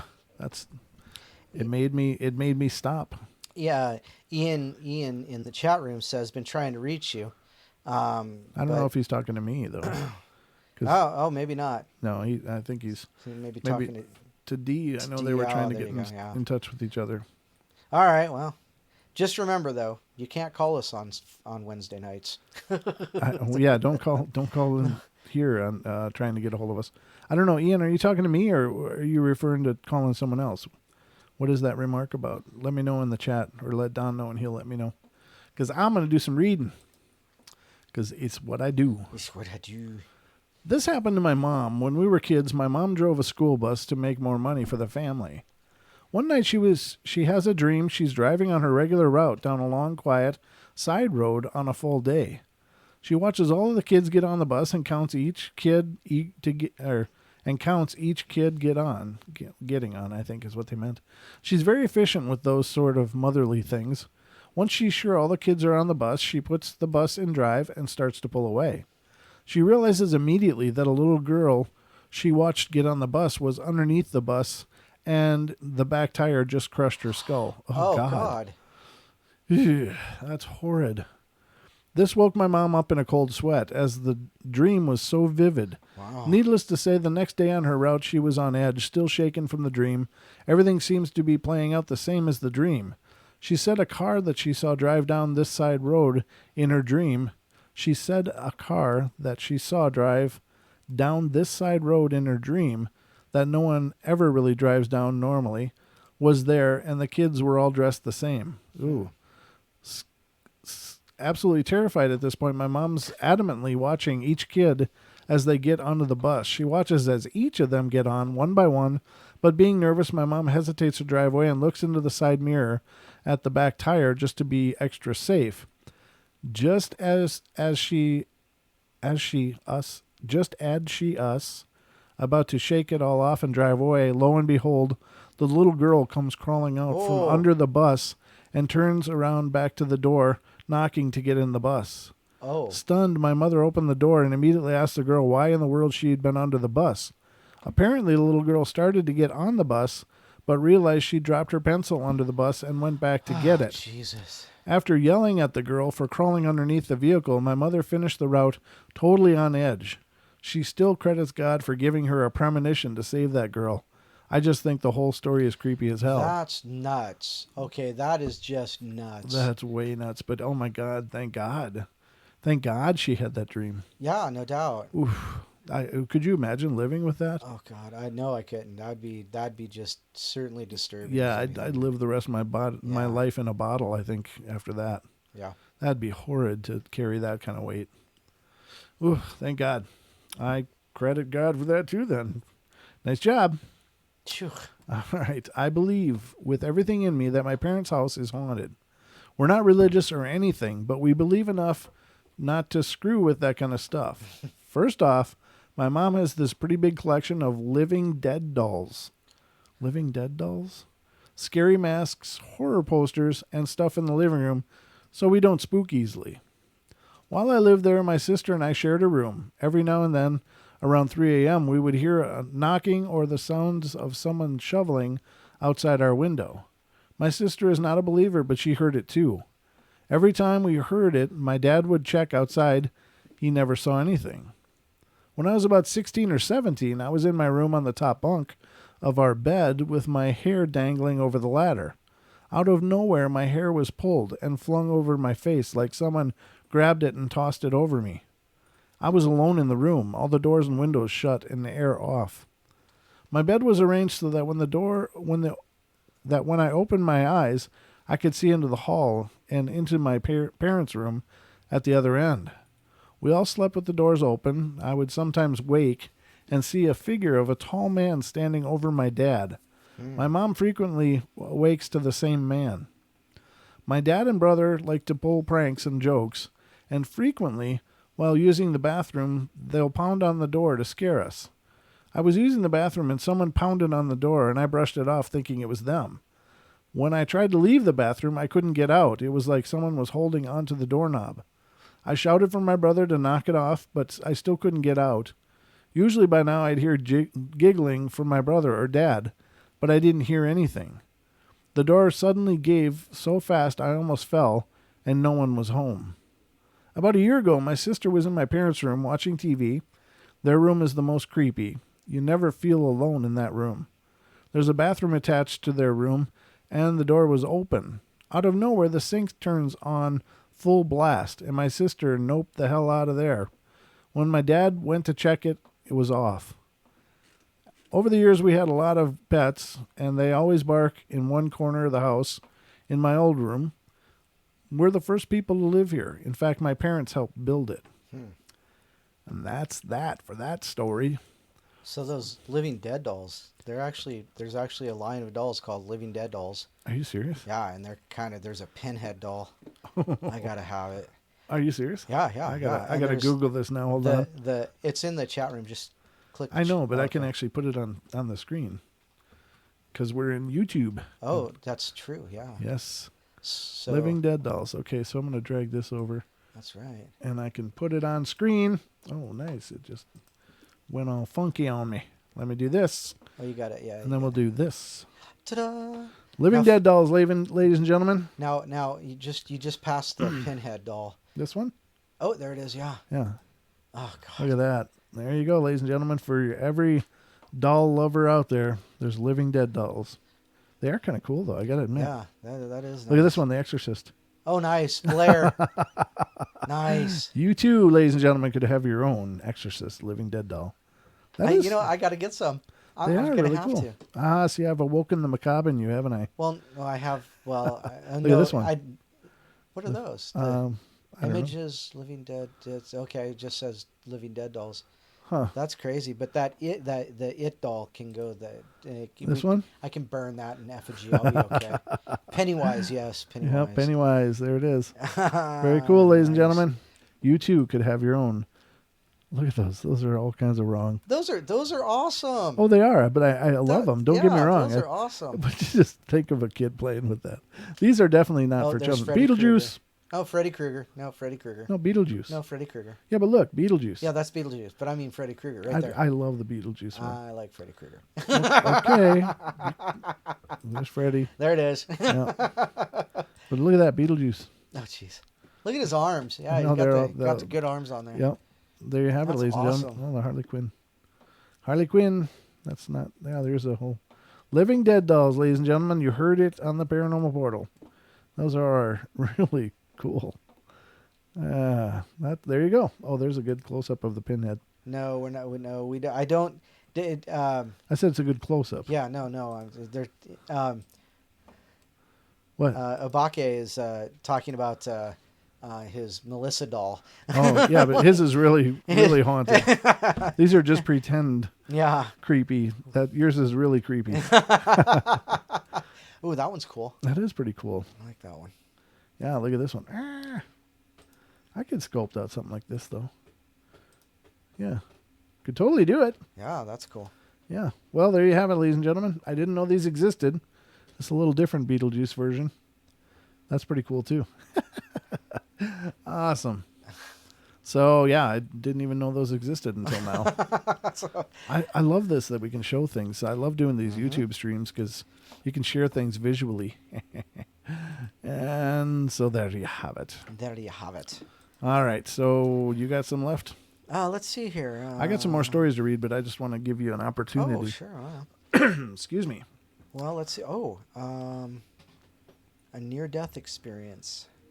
Let's see what this comes up as. Oh, goodness. What's going on now? Obaki's saying he'll send his Melissa doll. Right. Send you Melissa. No, I'd have to nope on out of here. I would actually, if I didn't have a small child, Nope. I would think that would be really cool. But, Nope. well, I mean, as long as it's not dark, I mean. Have you looked at his Melissa doll? I have not. Have you? It's on his channel. Check it out. Oh, okay. Nope. No. Okay. Big nope for me, thanks. All right. Well, let me. All right. So many people think of life in three parts. You're born, you live, you die. Thoughts of afterlife vary among people, but those three elements are always present. However, there are those that take a detour, so to speak, a significant number. Okay, so this isn't actually... Okay, never mind. This isn't a story of near-death. It's about near-death. Oh, okay. Gotcha. So I'll have to save that for something else I'm working on. Okay, I'm just pulling up his channel here. I think I'll do that right now. What are you doing now? Oh, bookmarking this for the thing I'm working on. Oh, I'm looking for the Melissa doll. Oh, there it is. Yeah. Wow. Yeah, it's kind of creepy looking, brother. Yeah, that's a whole big bag of nopes. Is it? Nope, Yeah, nope, yeah. nope. Huh. I suppose I could put that up on there. This is Obaki Hunter's page, and it looks like this is the Melissa doll. I think. Yep, with Melissa. Very cool. She stares at you. No, that's all right. Thanks. It's clearly I you don't can need, just I look don't at that need picture. her to be staring at me. No thanks. Yeah, haunted dolls are a whole different kind of thing because, as I understand it, the legend is that dolls were originally made to house spirits. They weren't originally developed as playthings. Toys. Yeah, they were to house spirits, as vessels or what have you for a spirit, and they've since become, of course, children's playthings. But because of that history or lore, that's why the Amish will not allow faces on their dolls. Right. Because they feel that if there's no face, it can't be inhabited by a spirit. But the minute you put eyes and nose and whatever have you on it, that they can become spiritual places or spirit houses or whatever. So, yeah, I can't say I've ever had a haunted doll. So did you not have another story, or what was No, that wasn't a story. It was okay, but I mean that's... Well, I'd have to find another set of sure. stories. So. That's fine. Okay, I was just curious. Nope, all good. Keep going. Just nope. Okay, let me close this. Let me get to some of this other stuff I've been checking out. What do we got? It's already 8:48 done. Wow, 8:48. Well, what time did we end up starting? Was it 10 minutes after? Yeah, it was. Yeah, like About 7:10 when we finally Yeah. came on. Yeah, sorry about that late start, ladies and gentlemen, but it's what happens when you have to deal with the entity. I know. It was really something. But we got it sorted. We are back in the saddle, and we've had a good show despite it, though. Yeah. All right, this is the next one. It's called Ghost Sighting. It was the time of summer and evening. I was returning back to my home after playing football with my friends. And I was returning back to my home with my friend Samir, a close friend of mine. My friend Samir home is at the way of my home, so we were going to be going to our homes together. As I was standing at the gate of my friend's house to say goodbye to him, I suddenly saw a black figure maybe 30 meters far from us, and he told me to look that side, and I saw a black figure moving from one place to another. This isn't written apparently by a native English speaker, but I could say it was my imagination or my friends, but how can two people imagine the same thing? How can two people think about the same thing? This day, I wonder what it was. An alien or a monster? But I can't surely say it was not a human being. Yeah, that's... They saw apparently some kind of black apparition, so... It happens. Home alone. Once I was home, I was alone at home to do some homework. That time my parents were at the shop, which it was obviously owned by my father. Another not English speaker, because I don't know how you can have obviously owned by your father unless you live in the family. It was evening time, and in our country there was a lack of electricity, so I had to use a small torchlight-like device, and at time my mom was in a foreign country. But I heard her voice calling, "Oh, honey," at once. It was like some ghost was calling in my mother's voice. That may be my imagination, but I was not thinking about my mom. The voice came from my backside, so I suddenly turned back to look. It was to see nothing. But I continued my work. Nowadays we don't live here, but to this day I keep thinking who it was calling me. Was it a ghost or my imagination? Huh. Now that's mimicry seems a real common thread in a lot of hauntings and stuff. You hear about that all the time. But let's see. This one looks to be called an Irish ghost. An Irish ghost. An Irish ghost. My mom was from a small town in Ireland called Oughterard. Oughterard, I think. Oughterard. There were a few. This one I've read before, though. Yeah. Okay, yeah, I've heard this one before. Well, you know what? I bumped into an interesting story. Okay, please read your interesting story, Yes, Mr. Don. absolutely. Our family was skeptics skeptical of my brother's ghost. He said he went to bed one night and he felt the blankets pull towards the underneath of the bed. He tries to ignore it, then it pulls so hard the blankets came off him. So he stood on the edge of the bed, jumped towards the door, and ran for my mom's room. She made him go back to bed, of course, after checking underneath the bed and finding nothing. My brother didn't want to sleep in his room after that, and he basically was living in constant fear, but everyone just thought he had a bad dream. A few weeks later, we came home to find the house in disarray. Further inspection brought to light that my mom was missing several pieces of jewelry. We suspected somebody had robbed us. Investigation led us to our cousin, who confessed to everything in the midst of breaking in. We totally forgot about my brother's ghost. Until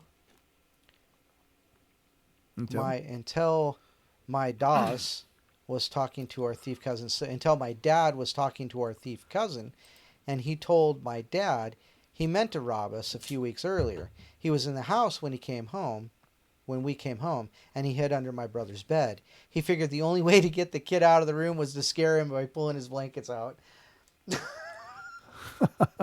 So it wasn't a ghost under the bed, it was the thief cousin. Oh my goodness. Okay, well, I thought that was a good lead up to that story, though. It was a good one. Okay, this one's a little longer, but I think it should be good. Hello, my name is Kayla, and I am an 18-year-old female. For as long as I can remember, I've been absolutely fascinated by the paranormal. Me too. The supernatural, aliens, cryptids, and everything in between. Me too. Well, for years, I believed that I had never experienced anything really creepy or paranormal in the slightest, but everyone else around me had. And me, being such a junkie for the subject, I felt a little left out that I hadn't had one myself. As silly as that sounds, recently, however, I discovered this to be untrue. Ooh, the plot thickens. This isn't something that has happened to me recently, but rather it was when I was a kid.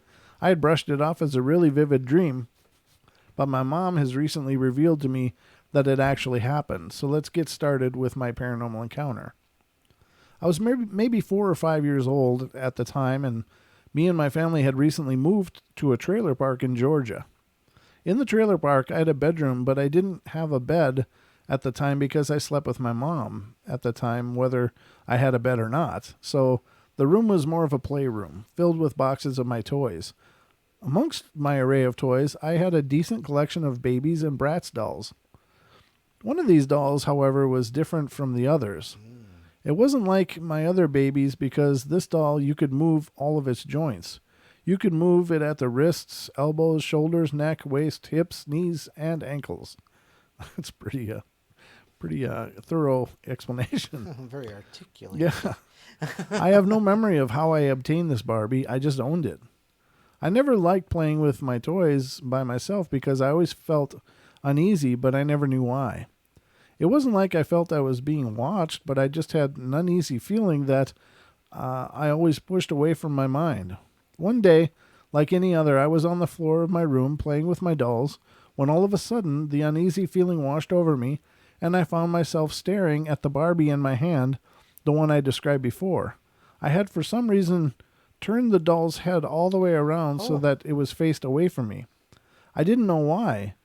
The uneasy feeling became so strong, and I remembered that I was about to put the doll down and go do something else when, to my horror, the doll turned its head all the way back around to face me. Nice. And opened its mouth in a scream. Oh.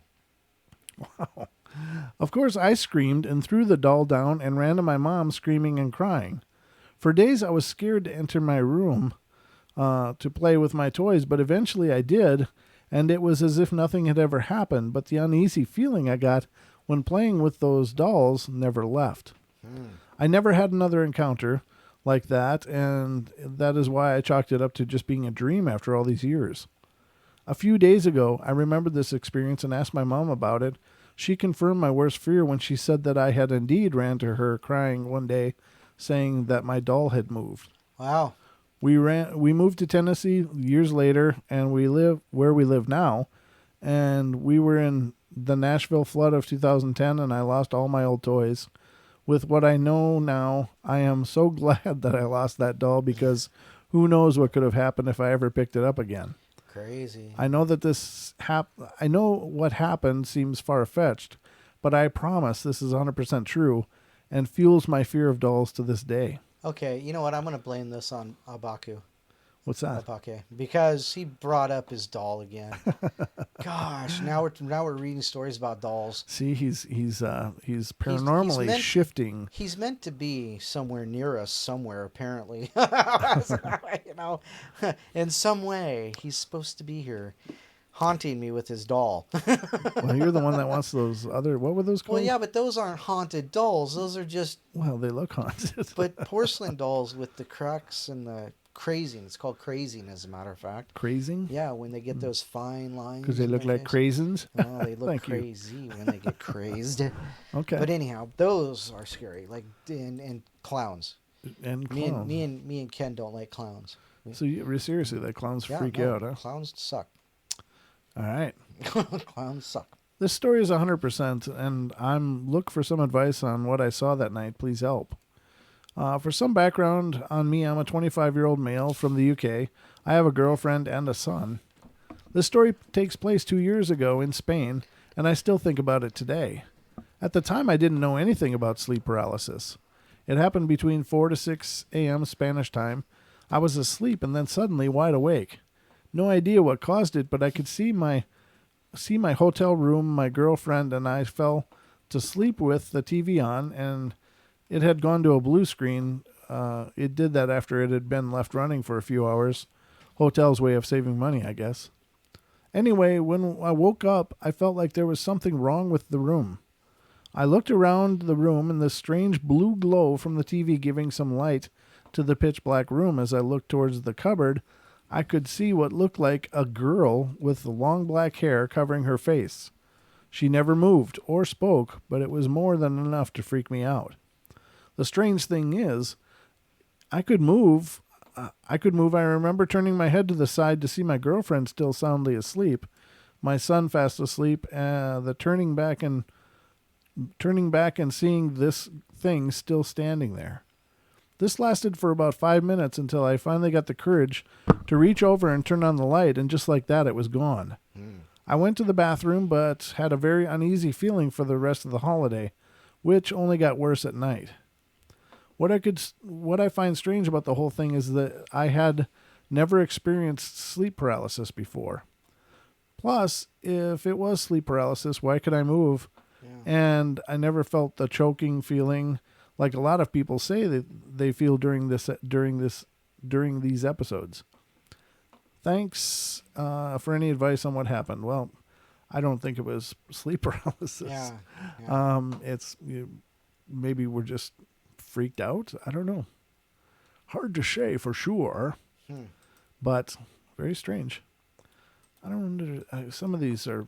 This site that I found is absolutely littered with ads too. So. Yeah. Oh, here you go. Yeah, that one of those. That'd be nice. Yes. Teddy Ruxpin. Yes. No. Yeah, they had like a cassette player built into them and an articulated mouth that would move with the. Yeah. Who remembers Teddy Ruxpin? You know, the animated teddy bear doll that would read bedtime stories via a cassette deck in its back and ate D-cell batteries like Doritos. Well, my story is about one such toy.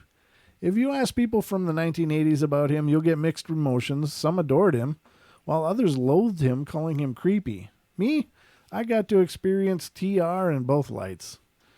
TR, Teddy Ruxpin.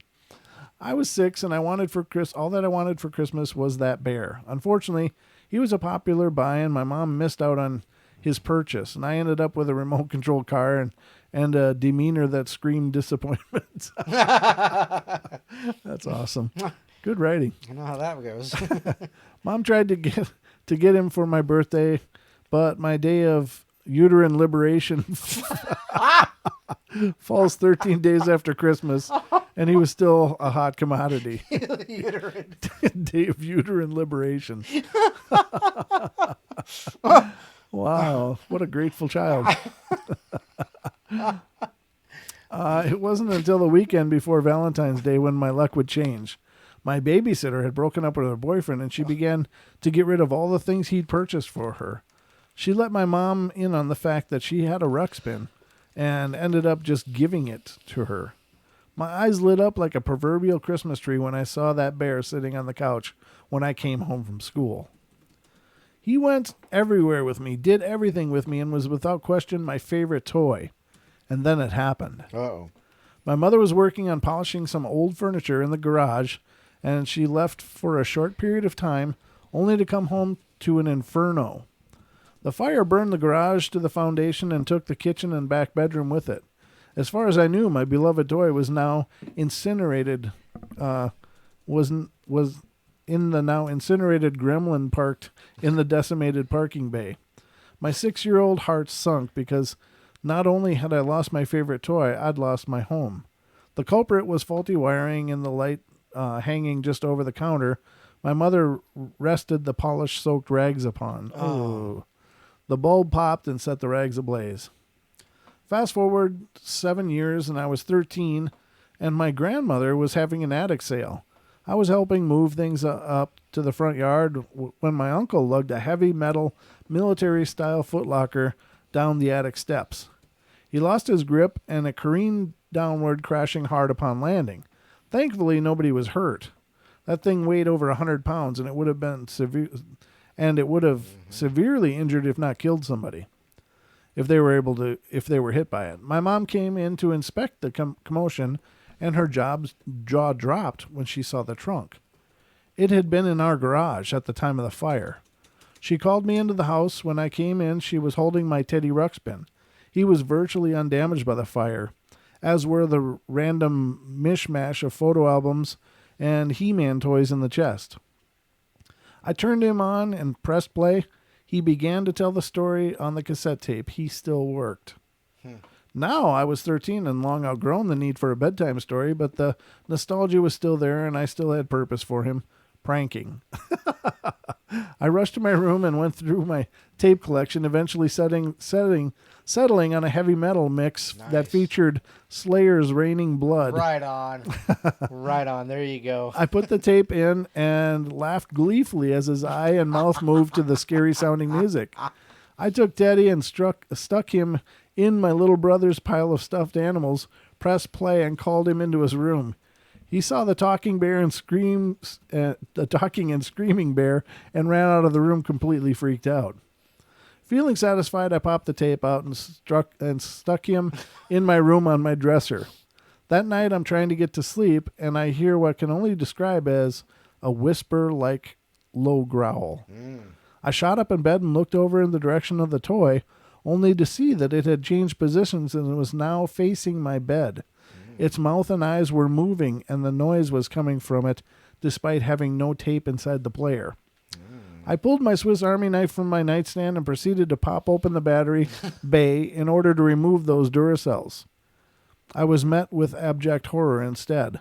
I opened up the bear's back and found corrosion and damaged wiring under heat-burst batteries. Ooh. Despite the toy's outward appearance, the fire had still damaged it, and its inner mechanisms should have never worked in that condition. I had to pry the batteries out forcefully, and even though I had successfully removed them, the bastard's face still moved. Oh! Yeesh.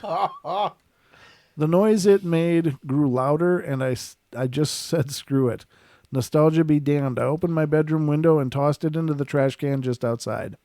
Satan's bear was now the trash heap's problem.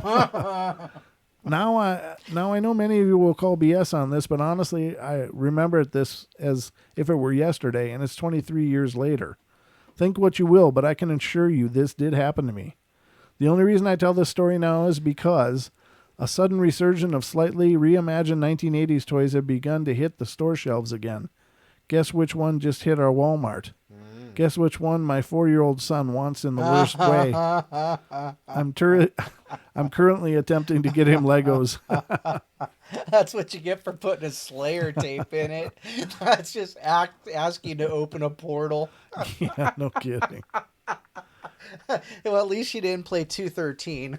Yeah, I don't know what that means, but 213 it's a Slayer song, but it's specifically talks about it's specifically geared towards Jeffrey Dahmer. Oh dear God! So who knows what it could have done if you played that song in it? Mm-hmm.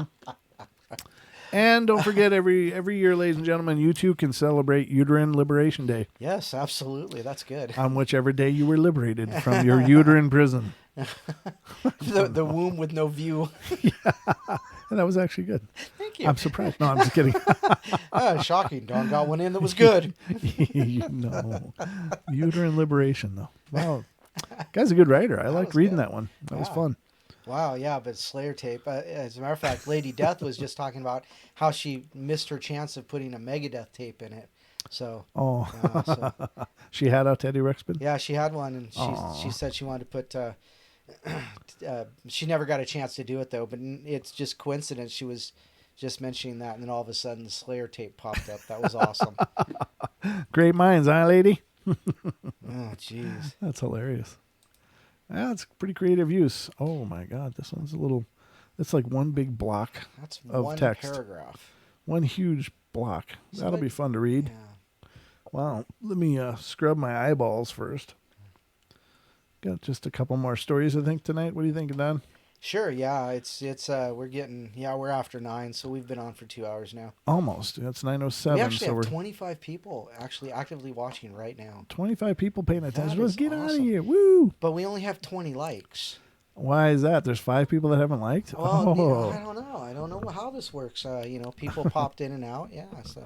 All right. Well, Smash that like button, subscribe, and ring the bell. my name is Mike. I worked as a night shift order selector for Save a Lot Warehouse. Recently, I had a terrifying encounter with something otherworldly at my job. One night back in December 2017, I was in the middle of an order picking run, and it was around 3 a.m. and working on the dry items side of the warehouse. Now, the night hours here only have about 10 employees on the floor, so the warehouse is pretty quiet.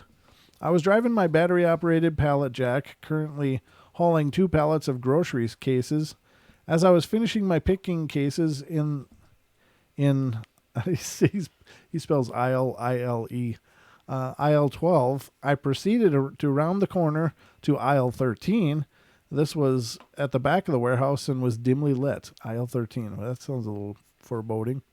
As I rounded the corner on my pallet jack to the next aisle, I was stopped dead in my tracks by something standing in the aisle.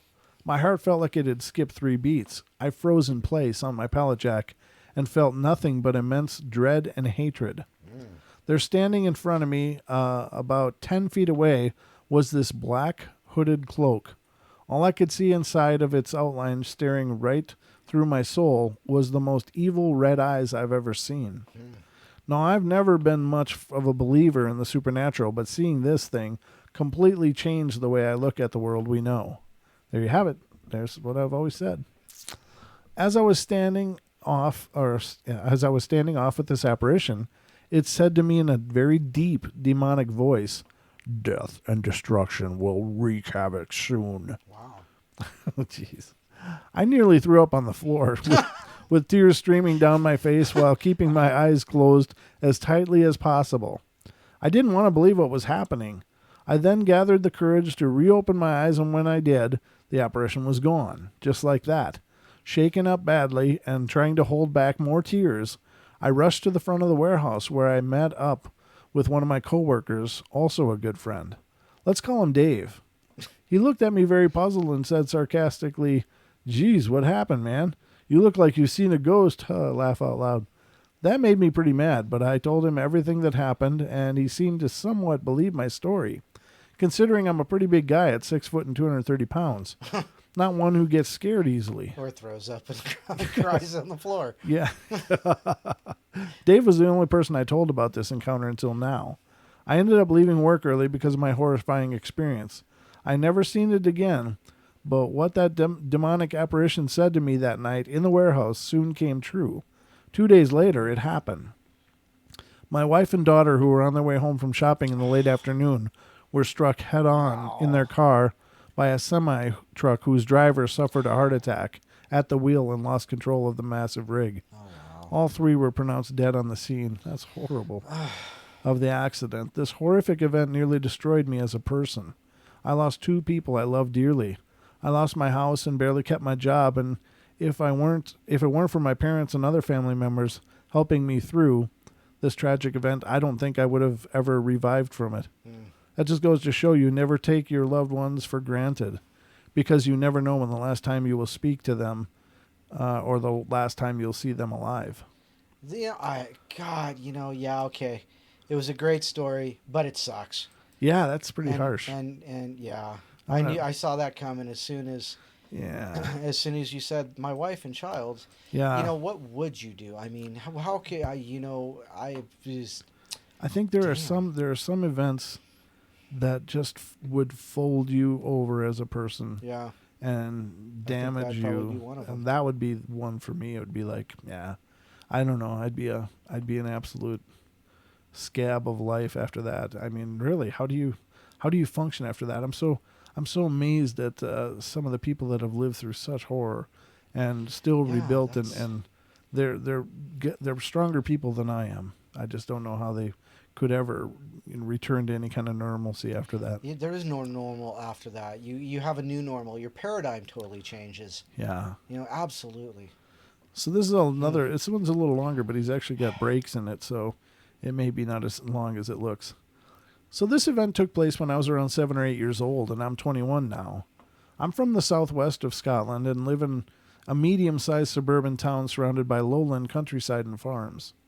I used to be friends with a guy who lived in one of the various houses dotted around the back roads and farms outside of my town.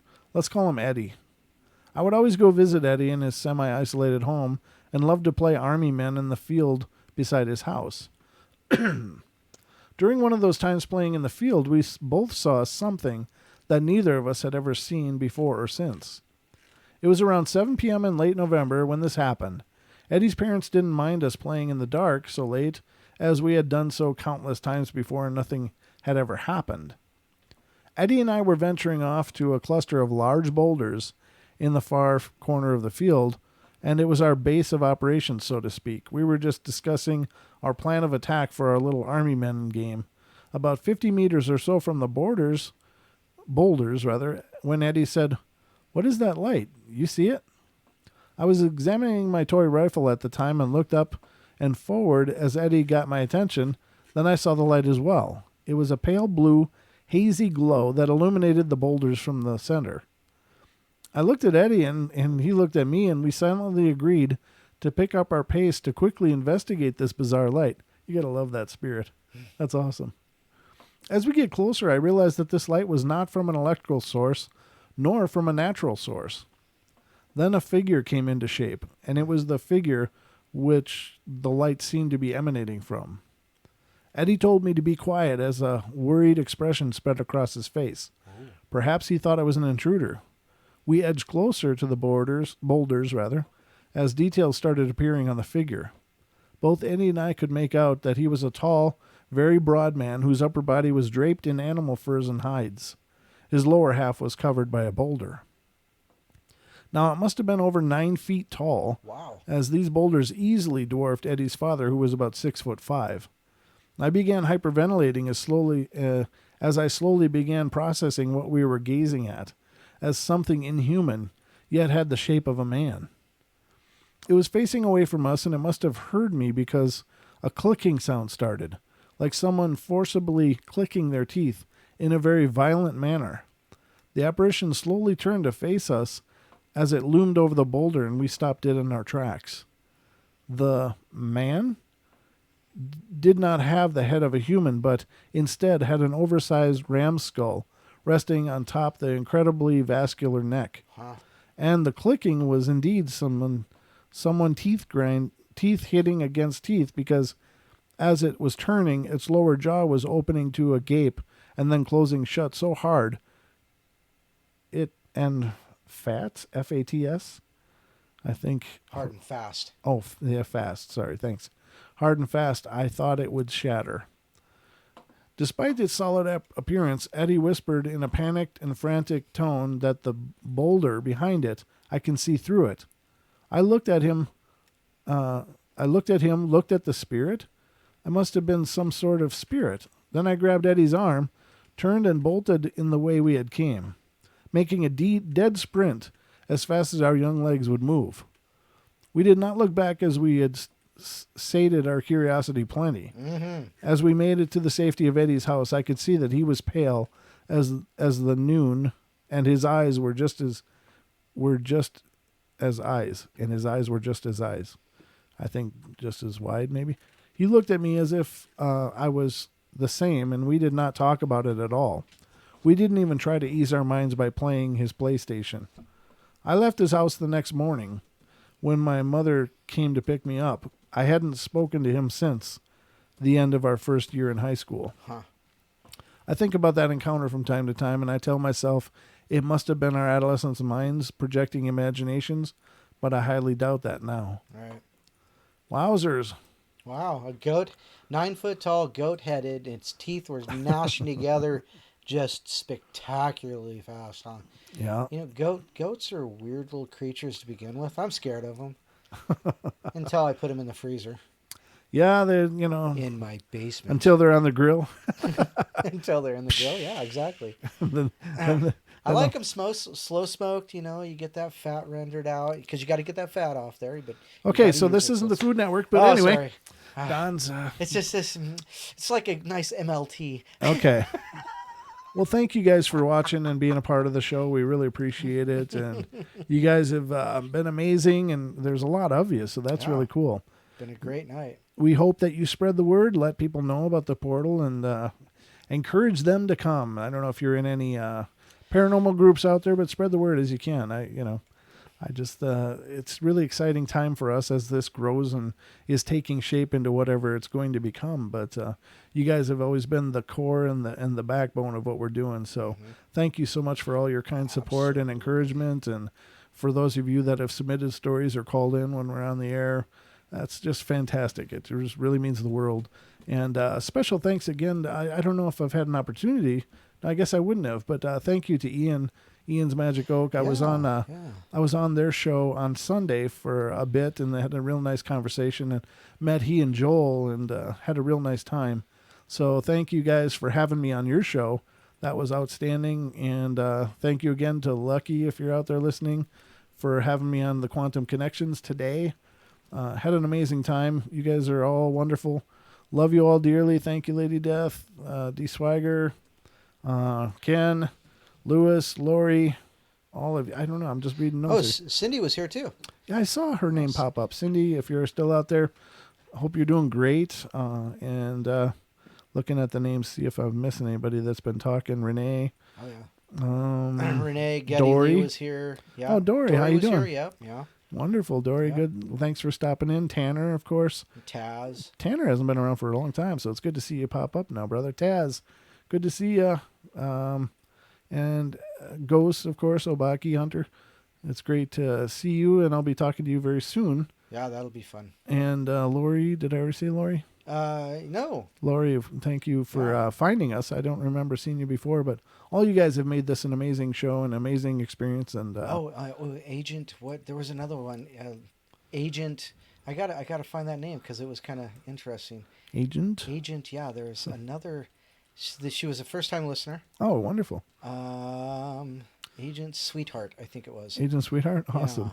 Well, thanks for checking us out, Agent. We appreciate you being here. And we'll be back, of course, on Friday for more of the Paranormal Portal. And remember, on Saturday night at 10 p.m. Pacific time, Duncan Campbell, who is a UFO researcher, Illuminati investigator, hypnotherapist, paranormal researcher, will be joining us on the portal. And last time he was on, it was a phenomenal time.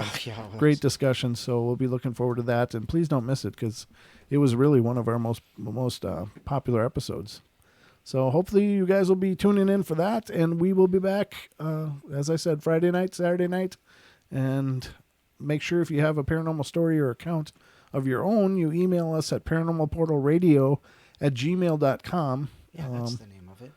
What, the email? Paranormal Portal Radio. Yeah, paranormalportalradio@gmail.com. And make sure to like and subscribe to this channel, and check us out on Facebook, facebook.com/paranormalportalradio. So we love you all. Thanks again. You guys are phenomenal, and we'll see you soon. See ya.